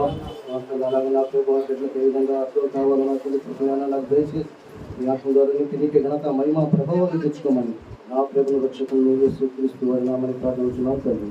ఆమేన్. ప్రియులారా, ఎందుకంటే ఇంతవరకు మనం చాలా వింటున్నాం. వాక్యం మనకి దేవుడు మనకి సమయం ఇస్తున్నాడు, మన ఆయుష్ పొడిగిస్తున్నాడు, ఆరోగ్యం ఇస్తున్నాడు. అందరూ బట్టి దేవుడికి వందనాలు. మనం జాగ్రత్తగా దేవుడికి వాక్యాన్ని పరిశీలన చేసేవారిగా, మనం జాగ్రత్తగా వింటూ దేవుడికి లోబడేవారిగా, దేవుడి మాట వింటూ ఆయనకి ఇష్టంగా జీవించేవారిగా ఉండాలని నేను కోరుకుంటున్నాను. చూద్దాం. మత్తయి సువార్త 24వ అధ్యాయము.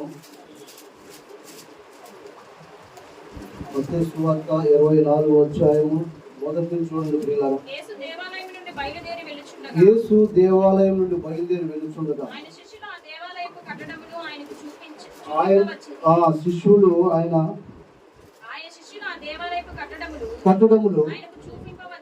ఆయనకు చూపింపవచ్చిరి.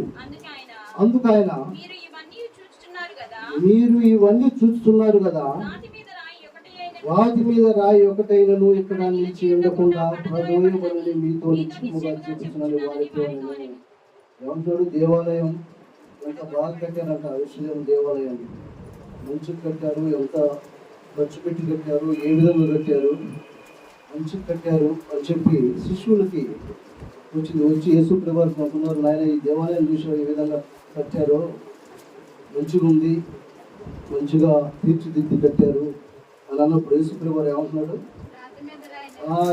ఇది వినోద నాయన, ఈ మొత్తము పడదోయబడుతుంది, రాతి మీద రాయి ఒకటైనను ఇక్కడ నిలిచి ఉండకుండా పడదోయబడినని మీతో నిత్యముగా చెప్తున్న వారితో నేను అంటూ ఏమన్నాడు ఇక చదవండి. ఆయన ఒలివల కొండ మీద కూర్చుండి ఉన్నప్పుడు శిశువులైన వచ్చి ఏకాంతముగా వచ్చి ఇవి ఎప్పుడు జరుగును, నీ రాకడకు యుగ సమాప్తిని సూచనలేవి అంటున్నారు. ఎప్పుడు జరుగుతాయి నాయన, నీ రాకడికి యుగ సమాప్తికి సూచన లేదు అడుగుతున్నారు యేసు ప్రభువాన్ని. మరి ఇవన్నీ పడదోయబడతాయి, ఇవన్నీ ఈ విధంగా కడితే ఇవన్నీ పడదోయబడతాయి అంటున్నావు, ఎప్పుడు జరుగుతాయి, ఏ విధంగా జరుగుతాయి, నీ రాకడ వస్తుందంటూ ఆ రాకడికి సూచన లేదు. మేము ఉంటామా, బ్రతకగలుగుతామా, చూడగలుగుతామా, ఏంటి ఆ రాకడికి సూచన లేదని అడుగుతున్నారు యేసు ప్రభువాన్ని తన శిష్యులు. అడుగుతుంటే ఆయన ఏమంటున్నాడో చూడండి. యేసు వారితో ఇట్లా నేను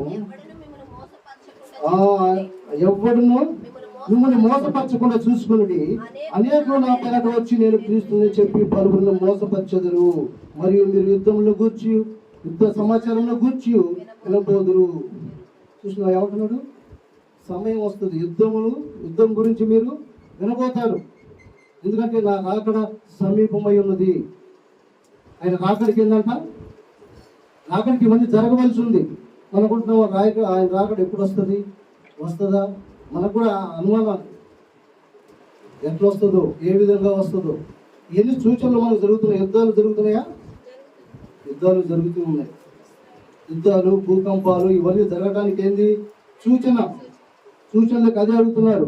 సూచనలు అడుగుతూ ఏమంటున్నాడు, అందులోనే చదవండి 26వ వచనంలో చదవండి. కాబట్టి ఎవరైనాను అరణ్యంలో ఉన్నాడని మీతో చెప్పిన ఎల్లకుడి నమ్మకుడి, మెరుపు తూర్పున పుట్టి పడమటి వరకు ఎలాగూ కనబడను, అలాగే మనిషి కుమారుడు రాకడ నుండును. ఏమంటున్నాడు, మెరుపు ఎక్కడ పడుద్ది, తూర్పున పుట్టి మళ్ళా పడమటిలో మనకు అగుపడతా ఉంటుంది. మెరుపు ఏ విధంగా మెరుస్తుందో, ఇటు వస్తుందో తలుపున మెరుస్తూ ఉంటుంది. ఆ విధంగానే ఆ రాకడ సమీపమైంది. ఆ రాకడ ఎవరికి తెలియదు, తెలుస్తుందా నీకు నాకు? ఆ రాకడ ఏమంటారు చూసినావు, దేవుడి రాకడ మన పోకడ ఎప్పుడో తెలియదు. ఇప్పుడు మనం ఎప్పుడు వెళ్ళాలో మనకు తెలియదు, ఆ రాకడ ఎప్పుడు వస్తుందో తెలియదు. కాబట్టి దేవుడు అంటున్నాడు, రాకడ దినాల్లో ఉన్నారు, భయంకరమైన దినాల్లో ఉన్నారు, కాబట్టి మీరు జాగ్రత్తగా ఉండండి అని దేవుడు హెచ్చరిస్తున్నట్లుగా నన్ను చూస్తున్నావు. ఈ యొక్క మధ్యాహ్న కాల సమయంలో దేవుడి యొక్క రాకడ సమీపమై ఉన్నది అని తెలుసుకోవడానికి కొన్ని విషయాలు మనం చూద్దాం. 29 కూడా చదవండి. అందులో 29 వచ్చి, ఆ దినములు శ్రమ ముగిసిన వెంటనే చీకటి సూర్యుని కమ్మును, చంద్రుడు కాంతినీయడు, ఆకాశం నుండి నక్షత్రములు రాలను, ఆకాశం మందుల శక్తులు కదిలింపబడును. అప్పుడు మనిషి కుమారుని సూచన ఆకాశం ముందు కనబడును. అప్పుడు మనిషి కుమారుడు ప్రభావంతో మహిమతోను ఆకాశ మేఘాల నుండి వచ్చుట చూసి భూమి మీద ఉన్న సకల గోత్రముల వారు రొమ్ము కొట్టుకుందరు. ఆ యొక్క భయంకరమైన దినము రాబోతూ ఉంది. ఆ దినాన్ని నీవు నేను చూస్తామంటే చూడవచ్చు, లేకపోతే చూడకపోవచ్చు. ఆ దినము ఎప్పుడు వస్తుందో, ఎలా వస్తుందో, ఏమన్నాడు, దొంగ వలే వస్తానన్నాడు. నీకేదో చెప్పినాడు నేను వస్తున్నాను అంటే నువ్వేం చేస్తావు, దొంగ వస్తున్నాడు అంటే మంచిగా కావాలి వేసుకుంటావు, మంచిగా సిద్ధపడి ఉంటావు, కావాలి కాస్తా ఉంటావు. కానీ దేవుడు రాకడ అలా ఉండదు. ఎప్పుడు వస్తుందో, ఎలా వస్తుందో, ఏ విధంగా వస్తుందో, ఎక్కడి నుంచి వస్తుందో, మెరుపు ఏ విధంగా నాడు తూర్పులో మెరిస్తే పొడవాటిలో ఏ విధంగా మనకు అగుపడుతుంది, మెరుపు ఎక్కడ మెరిచింది మనం అటు మెరుస్తూ ఉంటుంది. అలాంటి దినాలు వస్తూ ఉన్నాయి. ఆ దినం రాకముందే మీరు జాగ్రత్త పడండి. జాగ్రత్త పడదామా? జాగ్రత్తగా ఉండాలి. జాగ్రత్తగా లేకపోతే ఆ దినం ఏ విధంగా సంభవిస్తుందో, ఏ విధంగా రాబోతూ ఉందో, ఆ భయంకరమైన దినము, రాకడ దినము, ప్రళయ దినము, మనం పోయే దినము, ఆ దినం ఎవరికి తెలియదు. కాబట్టి ఈ యొక్క మధ్యాహ్న కాల సమయంలో దేవుడు హెచ్చరిస్తున్నాడు, నన్ను ఏ విధంగా నువ్వు సిద్ధపడి ఉన్నావు. ఏవేలు గ్రంథం కూడా ఒక మాట చూడండి. ఏవేలు గ్రంథం 2వ అధ్యాయము, ఏవేలు గ్రంథం 2వ అధ్యాయము ఏవేలు గ్రంథం 2:31 చూడండి. యెహోవా యొక్క భయంకరమైన ఆ మహాదినము రాకముందు ఆ యెహోవా భయంకరమైన ఆ దినము రాకముందు సూర్యుడు తేజోహీనుడగును, ఆ సూర్యుడు ఏమంట తేజోహీనుడు అవుతాడు, చంద్రుడు రక్తవర్ణమగును. ఆ చంద్రుడు రక్తవర్ణం అవుతాడు. యెహోవా సెలవిచ్చినట్లు యెహోవా సెలవిచ్చినట్లు సీయోను కొండ మీదను సీయోను కొండ మీదను యెరూషలేములోను తప్పించుకొనిన వారందరూ యెరూషలేములో తప్పించుకున్న వారందరూ శేషించిన వారిలో యెహోవా పిలుచువారు కనబడుదురు. ఆ ఆ దినమున యెహోవా నామమును బట్టి ఆయనకు ప్రార్థన చేయ వారందరూ రక్షింపబడుదురు. యెహోవా నామమును బట్టి ప్రార్థన చేయవారందరూ రక్షించబడతారు. ఆ దినం ఎప్పుడు వస్తుందో ఎలా వస్తుందో ఎవరికి తెలియదు. కాబట్టి నీకు నాకు హెచ్చరిస్తున్నాడు. ఆ దినం వచ్చినప్పుడు ఏ విధంగా ఆయన నామంలో ఎవరు ప్రార్థిస్తున్నారో, ఎవరు ఆయనకు లోబడుతున్నారో, ఆయన మాట వింటున్నారో, ఆయనకి ఇష్టంగా ఉంటున్నారో వారే రక్షించబడతారు. మరి నీవు నేను రక్షించబడాలంటే ఆ యొక్క ప్రళయ దినం రాకముందే నీవు నేను జాగ్రత్త పడదాం, జాగ్రత్తగా ఉండాలి, మెలకుగా ఉండాలి. ఆ దినం ఎలాగొస్తుందో ఏ విధంగా వస్తుందో ఆ రాకడ దినం తెలియదు. కాబట్టి ఆ రాకడ దినము రాకముందే, ఆ యొక్క భయంకరమైన పరిస్థితులు రాకముందే నీవు నేను జాగ్రత్త పడాలని దేవుడు హెచ్చరిస్తున్నాడు. మరి నువ్వు సిద్ధపడి ఉన్నావా? మెలకుగా ఉన్నావా? ప్రార్థిస్తున్నావా? దేవుని కలిగి జీవిస్తున్నావా? ఎలా ఉన్నావు నీవు నేను? ఆ యొక్క భయంకరమైన దినము వచ్చినప్పుడు మనం అనుకుంటాం ప్రేమిస్తున్నాడు, నన్ను బాగానే చూస్తున్నాడు, నేను ఎలా వెనకపోయినా అనుకుంటున్నామేమో. ఆ దినం ఎవరు తప్పించలేని దినం. ఆ దినం ఎవరు చెప్పినా దేవుడు ఊరుకోడు. ఇక నాయన నా స్నేహితుడే, నాయన ఇదిగో నా బంధువు అని చెప్పినా కూడా అక్కడ చల్లవు, ఆ మాటలు చల్లవు. ఫస్ట్ నీవు ఏ విధంగా ఉన్నావు, నేనే విధంగా ఉన్నాను, దేవుడు ఎదుర్కొనే స్థితిలో ఉన్నావా అనేది నీవు నేను జాగ్రత్తగా ఆలోచిస్తే మంచిది. తెస్సలోనికీయులకు రాసిన మొదటి పత్రిక 4వ అధ్యాయము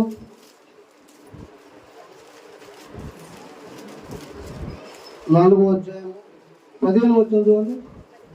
15 మేము ప్రభు మాటను బట్టి మీతో చెప్పినది ఏమనగా, ప్రభువు రాకడ వరకు సజీవులమై నిలిచియుండు మనము నిద్రించిన వారి కంటే ముందుగా ఆయన సన్నిధిలో చేరము.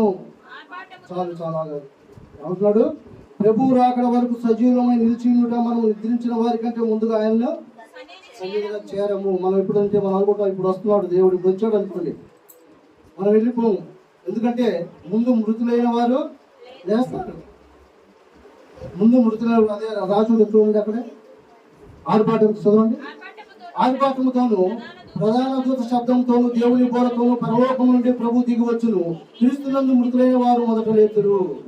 ఆ మీదట సజీవమై నిలిచి ఉండు మనము వారితో కూడా ఏకంగా ప్రభువును ఎదుర్కొంటూ ఆకాశములకు మేఘముల మీదను కొనిపోబడదు. కాగా మనము సదాకాలము ప్రభుతో కూడి ఉండుము. కాబట్టి మీరు ఈ మాటల చేత ఒకరినొకడు ఆదరించుకుని ఒకరు హెచ్చరించుకోవాలి. ఈ మాటలు అందుకోసం హెచ్చరింపబడుతూ ఉన్నాయి. ఆ దినము రాకముందే ఆ దినము వస్తుందని ఎందుకు చెప్పబడుతుందంటే మనం జాగ్రత్త పడాలని హెచ్చరించుకోవాలి ఒకరు. మరి ఎలా ఉన్నాం? విశ్వాసంలో మనం ఎదిగే వారిగా ఉన్నామా? దేవుడు సరిగా భక్తి చేస్తున్నామా? సరిగా జీవిస్తున్నామా? నీవు హెచ్చరిస్తూ ఉండాలి. ఈ లోకంలో మనం ఏ పాపి నశించడానికి ఇష్టమైన ప్రతి ఒక్కరు మారు మనసు పొందాలి. మారు మనసు అంతటా ప్రతి ఒక్కరిను మారు మనసు పొంది దేవుడి యొక్క వాక్యములో మనం నిమగ్నమై ఉండాలి. దేవుడి ప్రార్థనలో విశ్వాసములు మనం నిమగ్నమై ఉంటేనే ఆ యొక్క రాజ్యం ఎప్పుడు వస్తుందో, ఎలా వస్తుందో, ఏ విధంగా వస్తుందో తెలియదు. కాబట్టి మనం జాగ్రత్త కలిగి ఉండాలని దేవుడి యొక్క లేఖనాలు హెచ్చరిస్తూ ఉన్నాయి నీళ్ళు నన్ను. మరి ఏ విధంగా ఉంటున్నావు నీవు నేను? ఏ విధంగా ఉంటున్నావు? అదే 23 కూడా చదవండి. 5వ అధ్యాయం 23 ఏమంటున్నాడు? 5వ అధ్యాయం 23 సమాధానకర్తయగు దేవుడు మిమ్మల్ని సంపూర్ణంగా పరిశుద్ధపరచును గాక, మీ ఆత్మయు జీవమును శరీరమును మన ప్రభువైన యేసుక్రీస్తు రాకడ యందు నిందారహితముగా సంపూర్ణంగా ఉన్నట్లు కాపాడబడును గాక. ఎలా ఉండాలంటే మనం ఆయన రాకడ సమీపంలో నిందారహితులుగా ఉండాలి. ఏ నింద, అపనింద, అవమానాలు ఈ లోకంలో నీవు ఇగో దొంగ ద్రోహి ఇవన్నీ ఏమి ఉండకూడదు. అదే అన్నాడు, నిందారహితుడిగా ఉండాలి. నిందారహితుడు ఉంటే ఏమన్నాడు? నీవు సంపూర్ణంగా ఉన్నట్లుగా కాపాడబడును గాక. మిమ్మల్ని పిలిచేవాడు నమ్మకమైన వాడు కనుక అలాగనే మీరు ఉండాలి. మనం పిలిచేవాడు ఎలాంటి వాడు? నమ్మకస్తుడు. ఆయన మీద మీరు గురి కలిగి నమ్మకం ఉంటే ఆయన మనల్ని ఇంకను చేర్చుకుంటాడు. ఇందాక తప్పిపోయిన కుమారుడు సమస్తము ఎలా తన దుర్యోగానికి తన ఇష్టానుసారంగా జీవించాడు.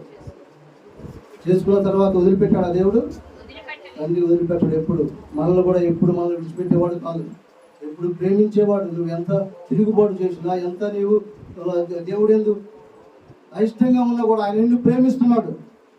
కాబట్టి ఈ యొక్క మధ్యాహ్న కాల సమయంలో దేవుడు నిన్ను నన్ను ప్రేమించేవాడే ఉన్నాడు. మరి ఆ యొక్క రాకముందే జాగ్రత్త పడదాం. భయంకరమైన దినాల్లో ఉన్నాం. మనం అనుకుంటున్నాము ఈ భయంకరమైన దినాలు దుర్దినాల్లో ఉన్నాం కాబట్టి మనకి ఎన్నో హెచ్చరికలు జరుగుతూ ఉన్నాయి. ఎన్నో విధాలుగా మనం చూస్తూ ఉన్నాం. ఈ లోకంలో చూసినా కూడా మనం ఇంకనూ అశ్రద్ధగా ఉండకూడదని దేవుడు లేఖనాలు హెచ్చరిస్తూ ఉన్నాయి.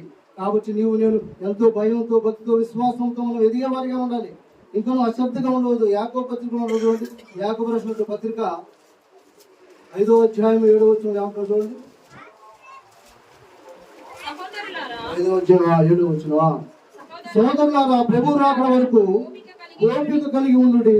చూడుడి, వ్యవసాయకుడు తొలకరి వర్షమును కడవరి వర్షమును సమకూడు వరకు విలువైన భూఫలము నిమిత్తము ఓపికతో కాచుకొనుచు దాని వరకు కనిపెట్టును కదా. చూడు, వ్యవసాయం కోసం ఏ విధంగా కనిపెడతాడు వ్యవసాయకుడు? తొలకరి వర్షం రావాలి, మంచి వర్షాలు ఇవ్వాలి, మంచి పంట పండించుకోవాలి, మంచిగా నేను సమృద్ధిగా ఉండాలి అని చూస్తాడే. కానీ అలాగే మన యేసు ప్రభువు ఏంటంటే మనం ప్రభు రాకడకు ఓపిక కలిగి ఉండాలి. వ్యవసాయకుడు ఎలాగైతే తన తొలకరి వర్షం కోసం తన సమృద్ధిగా పండాలని ఏ విధంగా చూస్తాడు, మనం కూడా అలా ఓపికతో దేవుడి వైపు చూడాలంట. అదే అంటాడు, ఏమన్నాడు? నిమిత్తం ఓపికతో కాచుకొంచు దాని కొరకై కనిపెట్టుకుందాము కదా. మనం కూడా కనిపెట్టుకోవాలి. ఆ సమయం ఆ దినం ఎప్పుడు వస్తుందో, దేవుడు ఎప్పుడు ఆ రాకడ సమీపించి ఏ సమయంలో వస్తుందో మనకు తెలియదు.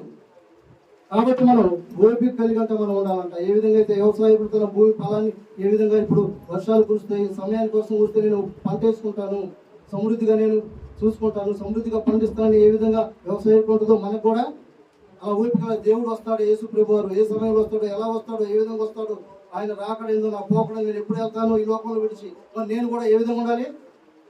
మనం కూడా సిద్ధపాటు కలిగి ఎప్పుడైనా సిద్ధంతో మనం ఉండాలి వెళ్ళిపోవడానికి పరలోకానికి. మనం కూడా ఆ స్థితిలో ఉండాలి. అలా ఉన్నప్పుడే దేవుడు నిన్ను నన్ను చూస్తూ ఉంటాడు, ప్రేమిస్తున్నాడు ఇంకను. కాబట్టి ఆ ప్రేమను ధృవీకరించినట్టుగా దేవుడు ఊకోడు. ఆ భయంకరమైన సమయం రాకముందే, ఆ రాకడ సమయం రాకముందే, ఆ దినాలు రాకముందే నీవు నేను జాగ్రత్త పడదాం. జాగ్రత్త పడే దేవుడు ఎందుకు ఓపికతో ఉందాం. పేతురు రాసిన 2వ పత్రికలు అంటారు చూడండి. పేతురు రాసినటువంటి 2వ పత్రిక 3వ అధ్యాయము 4వ ఏమంటున్నారు? ఆయన రాకడ గురించి వాగ్దానం ఏమాయను, పితరులను నిద్రించేది మొదలుకొని సమస్తమును సృష్టి ఆరంభంలో ఉన్నట్టే నిలిచి ఉన్నదే అని చెప్పుదురని మొదట మీరు తెలుసుకోవాలను. ఏమంటున్నారు? ఆయన రాకడ గురించి వాగ్దానం ఏమాయను, పితరులను నిద్రించింది మొదలుకొని ఇప్పటి వరకు భూమి ఆ విధంగానే ఉంది. ఇలాగనే కాలం గడుస్తున్నాయి, ఇలాగనే జీవిస్తున్నాం, ఇలాగనే మనుషులు మరణిస్తూ ఉన్నారు. ఆ రాకడ ఏమైంది? ఇంకా నువ్వు రాలేదు, రాకడ రాకడ రాకడ అంటున్నారు అని అనుకుంటున్నావా? అలాగే ఏలయనగా పూర్వం నుండి ఆకాశము నీళ్ళలో నుండి నీళ్ళ వలన సమకూర్చబడిన భూమియు దేవుని వాక్యములో కలిగినని వారు బుద్ధిపూర్వకముగా మరదురు. ఏ విధంగా భూమి ఏ విధంగా ఏర్పడింది? ముందు జల ప్రళయములో ఉండేది భూమి, నీళ్ళలో ఉండేది, నీళ్ళలో భూమి ఉండేది. భూమి కలుగులుగా కన్నప్పుడు ఏమైంది? నీళ్లు మొత్తం వేరైపోయినాయి. వేరైపోయినప్పుడు ఏర్పడింది భూమి, ఏర్పడింది. అదే మనం చూస్తున్నాం. ఇంకా ఏమన్నట్టు చూడండి, ఆరంభంలో నిలిచి ఉన్నదని చెప్పుకుందరని మొదట మీరు తెలుసుకోవాలను.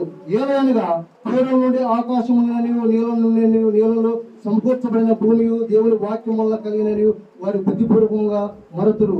ఆ నీళ్ళ వలన అప్పుడు లోకము నీటి వరదలు మునిగి నశించను. అయితే ఇప్పుడు ఆకాశమును భూమియు భక్తిలో తీర్పును నాశనము జరుగు దినం వరకు అగ్ని కొరకు నిల్వ చేయబడినవి. అదే వాక్యం వలన భద్రము చేయబడింది. వాక్యం వలన మరలా నశించుకోవడానికి వాక్యం వల్ల భద్ర చేయబడింది. మరలా వినాశనానికి మొత్తం భూమి ఏ విధంగా అయితే నీళ్ళ నుంచి తీయబడిందో మరలా ఆ నీళ్ళ వలనే భద్రం చేయబడింది. వాక్యం వలన భద్రం చేయబడింది. అలాంటి వినాశనం రాబోతుంది. ఆ వినాశనము తప్పించుకోవడానికి మనం జాగ్రత్తగా దేవుని వెతకాలి. జాగ్రత్తగా దేవుడు యందు భయంతో, విశ్వాసంతో, నిరీక్షణతో మన గురి దేవుడి వైపు మనం చూడాలి. మనం చూసేవారికి ఉన్నామా? నిరీక్షణ కలిగి ఉన్నామా? నిరీక్షణ కలిగి ఉండాలని దేవుడి లేఖనాలు తెలియజేస్తా ఉన్నాయి. కాబట్టి ఈ యొక్క మధ్యాహ్న కాల సమయంలో దేవుడు హెచ్చరిస్తున్నాడు. చూడండి మత్తయి సువార్త 24:39 కూడా చూడండి. మత్తయి సువార్త 24వ అధ్యాయము.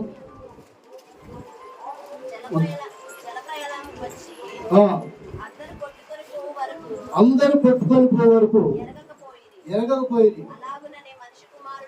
అలాగునే మనుష్య కుమారుని రాకడ వచ్చును. జలప్రలయం వచ్చేప్పుడు, జలప్రలయం వచ్చింది నోహు కాలములో. జలప్రలయం వచ్చింది. వాళ్ళు తిరుగుతూ త్రాగుతూ వాళ్ళ ఇష్టానుసారంగా జీవించేటప్పుడు ఏ విధంగా జలప్రలయం వచ్చి వాళ్ళందరినీ ఉంచివేసిందో అలాంటి కాలమే రాబోతూ ఉంది. అలాంటి పరిస్థితులే రాబోతూ ఉన్నాయి.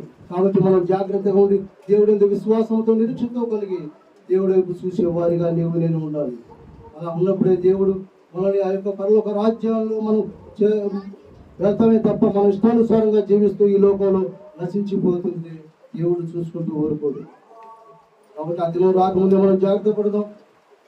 యోహాను రాసిన మొదటి పత్రికలు అంటాడు చూడండి. యోహాను రాసిన మొదటి పత్రిక, యోహాను రాసిన మొదటి పత్రిక 2వ అధ్యాయము 28వ వచనం చూడండి. కాబట్టి చిన్నపిల్లలారా ఆయన ప్రత్యక్షమైనప్పుడు ఆయన ఎదుట మనం సిగ్గుపడక ధైర్యము కలిగి ఉన్నట్లు మీరు ఆయన యందు నిలిచి ఉండుడి. ఆయన నీతిమంతుడని మీరు ఎరిగి ఉన్నాయి కదా. నీతిని జరిగించి ప్రతి వాడును ఆయన మూలంగా పుట్టినవాడని మీరు ఎరుగుదురు. ఏమన్నాడు? నీతిని జరిగించేవాడు ప్రతి వాడును ఆయన మూలముగా పుట్టినాడు. మరి నీతి న్యాయములు సమస్తము దేవుడు ఎందుకు కృత్యములు ఉన్నాయి. మనల్ని ఎలా కలిగాడు? యథార్థవంతులుగా మనల్ని పుట్టించాడు దేవుడు. యథార్థవంతులుగా పుట్టిస్తే మనం ఈ లోకంలో వచ్చినప్పుడు వివిధ తంత్రములు మనము కల్పించుకున్నాం. మనం మన ఇష్టానుసారంగా ఈ లోకానుసారంగా ఈ లోక మర్యాదలు జరుగుతున్నట్లుగా మనము ప్రవర్తిస్తూ ఉన్నాం. కాబట్టి అలాంటివి మనకి దేవుడు ఎందు అలాంటి ఏమి పనికిరావు. అలాంటివి మనం చేయకూడదు. ఈ లోకానుసారంగా జీవిస్తాం కానీ ఈ లోక మర్యాదలో మనం చూడటం కానీ అలాంటివి ఏమీ మనం చేయకుండా ఆయనకి ఇష్టలయ్యే బిడ్డలుగా మనం ఉండాలి. ఆయన నీతిమంతుడని మీరు ఎరిగి ఉన్న ఎడల నీతిని జరిగించి ప్రతి వాడును ఆయన మూలంగా పుట్టి ఉన్నాడు. మనం ఆయన మూలంగా పుట్టి ఉన్నామా? పుట్టి ఉన్నామంటే మనం నీతి న్యాయములు జరిగించే వారిగా ఉండాలి. ఈ లోకానుసారంగా నశించిపోతున్న ఈ లోకంలో భయంకరమైన ఈ లోకంలో జీవిస్తున్న నీవు నేను ఎంతో భయం కలిగి జీవించే వారిగా ఉండాలి. భయము, భక్తి, విశ్వాసంతో, నిరీక్షణతో ఆయన వైపు చూసినట్లయితే ఆ యొక్క రాకడ సమయంలో మనం ఎదుర్కోగలుగుతాం. అలాంటి జీవితం జీవించాలి. ఈ యొక్క భయంకరమైన ఈ లోకంలో జీవిస్తున్న నీవు నేను, ఈ లోకం అశాశ్వతమైంది, ఈ లోకం ఎన్నిక లేనిది. కాబట్టి మనకు తెలిసి కూడా మనం ఏ విధంగా ప్రవర్తిస్తున్నాం, ఏ విధంగా జీవించగలుగుతున్నాం, నమ్మకంగా ఉంటున్నాం, ఆయనకి ఇష్టంగా ఉండే వారికి ఉంటున్నామా? మనం పరీక్షించుకుందాం. ఇందాక దేవుడి యొక్క లేఖనాలను మనం పరిశోధించినట్టు చూసాం. హృదయం అన్నిటికంటే మోసకరమైంది. ఆ హృదయం మనం పాడు చేస్తూ ఉంది. మనం అనేకమైన తలంపులు, ఆలోచనలు మనిషిని హృదయాన్ని చెడగొట్టి మనిషిని ఈ విధంగా రూపంలో మనం చూస్తూ ఉన్నాం. ఈ లోకం ఎవరు ఏ విధంగా చెడిపోతున్నారు, ఏ విధంగా భయంకరమైన పరిస్థితికి వెళ్ళిపోతూ ఉన్నారు, ఎందుకు నశించిపోతున్నారు, ఎందుకు ఈ లోకాన్ని విడిచి వెళ్ళిపోతున్నారు మనం చూస్తూ ఉన్నాం. మరి మనం కూడా ఆ యొక్క దినం రాకముందే, ఆ పరిస్థితులు రాకముందే నీవు నేను జాగ్రత్త పడమని దేవుడి లేఖనాలు హెచ్చరిస్తుంటే నీవు నేను ఏ విధంగా ఉన్నాం, ఏ విధంగా జీవిస్తున్నాం. అదే అంటున్నాడు, చిన్నపిల్లలారా మీరు దేవుని సంబంధులు. 4లో అంటాడు, యోహాను 4లో చిన్నపిల్లలారా మీరు దేవుని సంబంధులు. మీలో ఉన్నవాడు లోకంలో ఉన్నవాడి కంటే గొప్పవాడు. కృష్ణ మీలో ఉన్నవాడు ఎలాంటి వాడు? ఈ లోకంలో ఉన్నవాడి కంటే గొప్పవాడు. ఈ లోకంలో ఉన్నదంతా ఏంది? శరీరాశ, నేత్రాశ, జీవడము. మరి ఈ లోకంలో ఉందా? ఈ లోకంలో అదే జరుగుతూ ఉంది. మరి ఈ లోకము ఎన్నికలేనిది, ఈ లోకము అశాశ్వతమైనది, ఈ లోకం అంత కాదని మనకు తెలుసు కూడా మనం వీటికి మనం మనసు పెట్టుకుంటున్నామేమో. కాబట్టి మనం నీవు నేను ఆ రాకడ సమయంలో దేవుడిని ఎదుర్కోవాలంటే మనం ఇవన్నీ మన యొక్క శరీరాన్ని మనం చంపుకోవాలి, శరీరాశిని విడిచిపెట్టాలి. ఈ లోపల దేవుడు సంబంధులుగా నీవు నేను ఉన్నట్లయితే మనం ఆ యొక్క రాజ్యంలో దేవుడు వచ్చినప్పుడు మనం ఎదుర్కోగలుగుతాం. ఆ రెండవ రాకడలో మనం దేవుడితో నిత్యము ఉంటాం. మరి అలాంటి ఉండటానికే మనం ఈరోజు మనం ప్రార్థనలు జరుపుకుంటున్నాం, దేవుడి విశ్వాసంతో ఉంటున్నాం, దేవుడి భయభక్తులతో ఉంటున్నాం. ఎందుకు దేవుడి సన్నిధికి వస్తున్నాం? ఈ యొక్క లోకము అశాశ్వతమైంది, ఈ లోకం ఎన్నికలేనిది. ఆ యొక్క భయంకరమైన ఆ లోకంలో ఉన్న శిక్షను తప్పించుకోవటానికే, ఆ నరకగ్ని తప్పించుకోవటానికే ఈ ప్రార్థనలు, ఈ ఆచరణలు, ఈ వేదనలు. మరి అలా తెలుసుకున్న నీవు నేను మరి ఆయన యొక్క సన్నిధానములు జాగ్రత్త కలిగి ఉంటున్నావా? భయంతో ఉంటున్నావా? మనమంటేనే దేవుడు భయపడిపోతున్నాడు, కానీ నువ్వైతే భయపడుతున్నావా దేవుడికి? ఆయన ఎంతో ప్రేమమయుడు కాబట్టి ఇంకనూ మనల్ని ఆదరిస్తున్నాడు, ప్రేమిస్తున్నాడు. మరి ఆ ప్రేమను మనం ధృవీకరించే వారికి ఉన్నామేమో. జాగ్రత్త, ఎందుకంటే ఆ దినము రాకముంది అన్నాడు. ఆ దినము రాకముంది నీవు జాగ్రత్త పడు, జాగ్రత్తగా ఉండని దేవుడు లేఖనాలు హెచ్చరిస్తున్నాయి. కాబట్టి నీవు నేను ఏ విధంగా జీవిస్తున్నావు, ఈ లోకంలో ఏ విధంగా నశించిపోతూ ఉన్నాం. కాబట్టి జాగ్రత్త మనం విందాం. జాగ్రత్త దేవుడి యొక్క లేఖనాల ప్రకారంగా మనం సెర్చ్ చేసుకుంటూ నిజమే ప్రభా ఆ యొక్క రాకడి సమయంలో తండ్రి రాబో సమయంలో దొంగ వల్ల వస్తున్నాం. మరి దొంగ వల్ల వస్తున్నట్టు మనం ఏ విధంగా ఉండాలి? ఎదుర్కోవాలంటే ఆయన ఏ విధంగా ఉండాలి? జాగ్రత్త పడాలి. ఎప్పుడు మనం సిద్ధపడి కలిగి ఉండాలి. ఎప్పుడు ప్రార్థన కలిగి పట్టుదలతో విశ్వాసముతో నా రక్షణ నా గురి ప్రభువా నీవే, ప్రభువా నీవే నన్ను రక్షించేవాడివి, నేనే నన్ను ఆదరించేవాడివి. శరీరసారంగా ఎప్పుడైనా మృతం మనకు తెలుసు, మృతమైపోయేది ఈ లోకం. ఈ శరీరం ఎప్పుడైనా వెళ్ళిపోవాలి, కానీ పరలోకంలో నిత్యం ఉండి ఆ రాజ్యంలో నీవు నేను పొందాలి అంటే మనం ఈ లోకంలో ఉన్నప్పుడే జాగ్రత్త పడాలి. జాగ్రత్త పడి దేవుడి యొక్క వాక్యానుసారంగా జీవిస్తూ ఆ యొక్క పరలోక రాజ్యంలో నీవు నేను ప్రవేశించాలంటే నీవు నేను దేవుడి లేఖనాలు హెచ్చరించినట్టుగా లేదు ప్రభువా. ఈ యొక్క దుర్దినాల్లో ఉన్నాం, భయంకరమైన దినాల్లో ఉన్నాం ప్రభువా. ఏ విధంగా నేను నా తండ్రి నా ప్రభువా నీ యొక్క సన్నిధానాన్ని ఎదుర్కొనే శక్తి నాకుందా? ఇలా మనం ఆలోచిద్దాం. దేవుణ్ణి ఎదుర్కోవాలంటే నీవు ఏ విధంగా ఉండాలి? వాక్యానుసారంగా జీవించాలి. వాక్యానుసారంగా జీవిస్తూ వాక్యానికి లోబడుతూ ఆయన మాటలను మన హృదయంలో భద్రం చేసుకున్నట్లయితే మనం ఎదుర్కోగలుగుతాం. ఎందుకంటే అలాంటి శక్తి దేవుడు ఇస్తాడు. ఈరోజు ఇక్కడ నిలబడి మేము చెప్పగలుగుతున్నాం అంటే దేవుడి కృపే, దేవుడి దయ, దేవుడి ప్రేమే. దైవజనులు హెచ్చరిస్తా ఉన్నవాడు నన్ను, ఎందుకు నువ్వు చెప్పలేని స్థితిలో ఉన్నావు? ఎందుకు నువ్వు నిలబడి నేను కూడా ఒకనాడు మాట్లాడలేని స్థితి, నేను ఒకరితో మాట్లాడంటే నాకు ఎంతో మాట్లాడని నేను కూడా మాట్లాడలేకపోయాను. ఈరోజు ఈ స్థితిలో వచ్చాడంటే దేవుడి కృపే, దేవుడి దయ. నిలబడి మాట్లాడగలుగుతున్నాం ఆయన కృప. కాబట్టి మనం జాగ్రత్తగా పడతాం. ఎందుకంటే ఈ దురి దినాల్లో ఉన్నాం, భయంకరమైన దినాల్లో ఉన్నాం. కాబట్టి దేవుడు నిన్ను నన్ను హెచ్చరిస్తూ ఉంటే ఇంకా నువ్వు అశ్రద్ధగా ఉన్నావేమో. జాగ్రత్త. మన దినం రాకముందే ఆ యొక్క పరలోక రాజ్యంలో దేవుడు ఆ యొక్క రాకముందే మనం జాగ్రత్త పడినట్లయితే మనం ఎప్పుడైనా నిరీక్షణ గురి కలిగి ఉంటాం. ఎందుకంటే నేను ఎప్పుడైనా ఎదుర్కొంటూ నాకు శక్తి ఉంది ప్రభువా అని ఒక ధైర్యంగా చెప్పగలుగుతాం.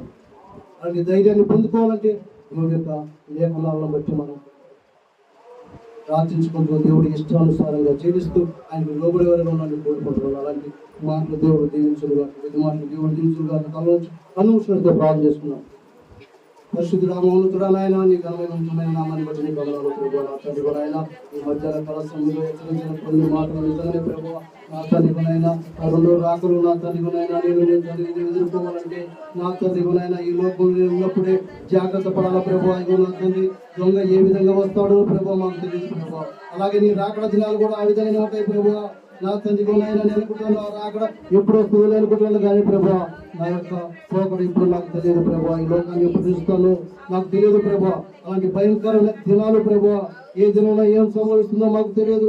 రేపటి దినం మాది కాదు ప్రభువా. నా తండ్రి ఇదే దినం, ఇదే రక్షణ దినం, ఇదే అనుకూల సమయం ప్రభువా. ఈ సమయం పోతే సమయం రాదు ప్రభువా. ఇలా నా తండ్రి మమ్మల్ని చేర్చి నా తండ్రి నీ సన్నిధానములు స్థుతిస్తూ మయంపరుస్తూ ఘనపరుస్తూ ఇచ్చిన ఎంతో విలువైన సమయం ప్రభువా. ఈ సమయాన్ని మేము ఏ విధంగా సద్వినియోగం చేసుకుంటున్నాం, ఏ విధంగా ప్రార్థిస్తున్నాం, ఏ విధంగా నీకు లోపడుతున్నాం, ఏ విధంగా నా తండ్రిలోనైనా మేము ప్రార్థిస్తున్నాం. మేము సర్చ్ చేసుకుని జీవించే కృపను మాకు దయచేయండి. ఈ ఆత్మ ద్వారా నడిపించండి ప్రభు. నా తండ్రి యొక్క మధ్యాహ్న కాలంలో చెప్పిన ప్రతి మాట నిజంగానే ప్రభు, ప్రతి ఒక్కరు ఆలోచించి గ్రహించి వాక్యానుసారంగా జీవించే కృపను దయచేయమని నా ప్రభును రక్షకులను యేసుక్రీస్తు వారి నామాన్ని ప్రార్థిస్తున్నాము తండ్రి.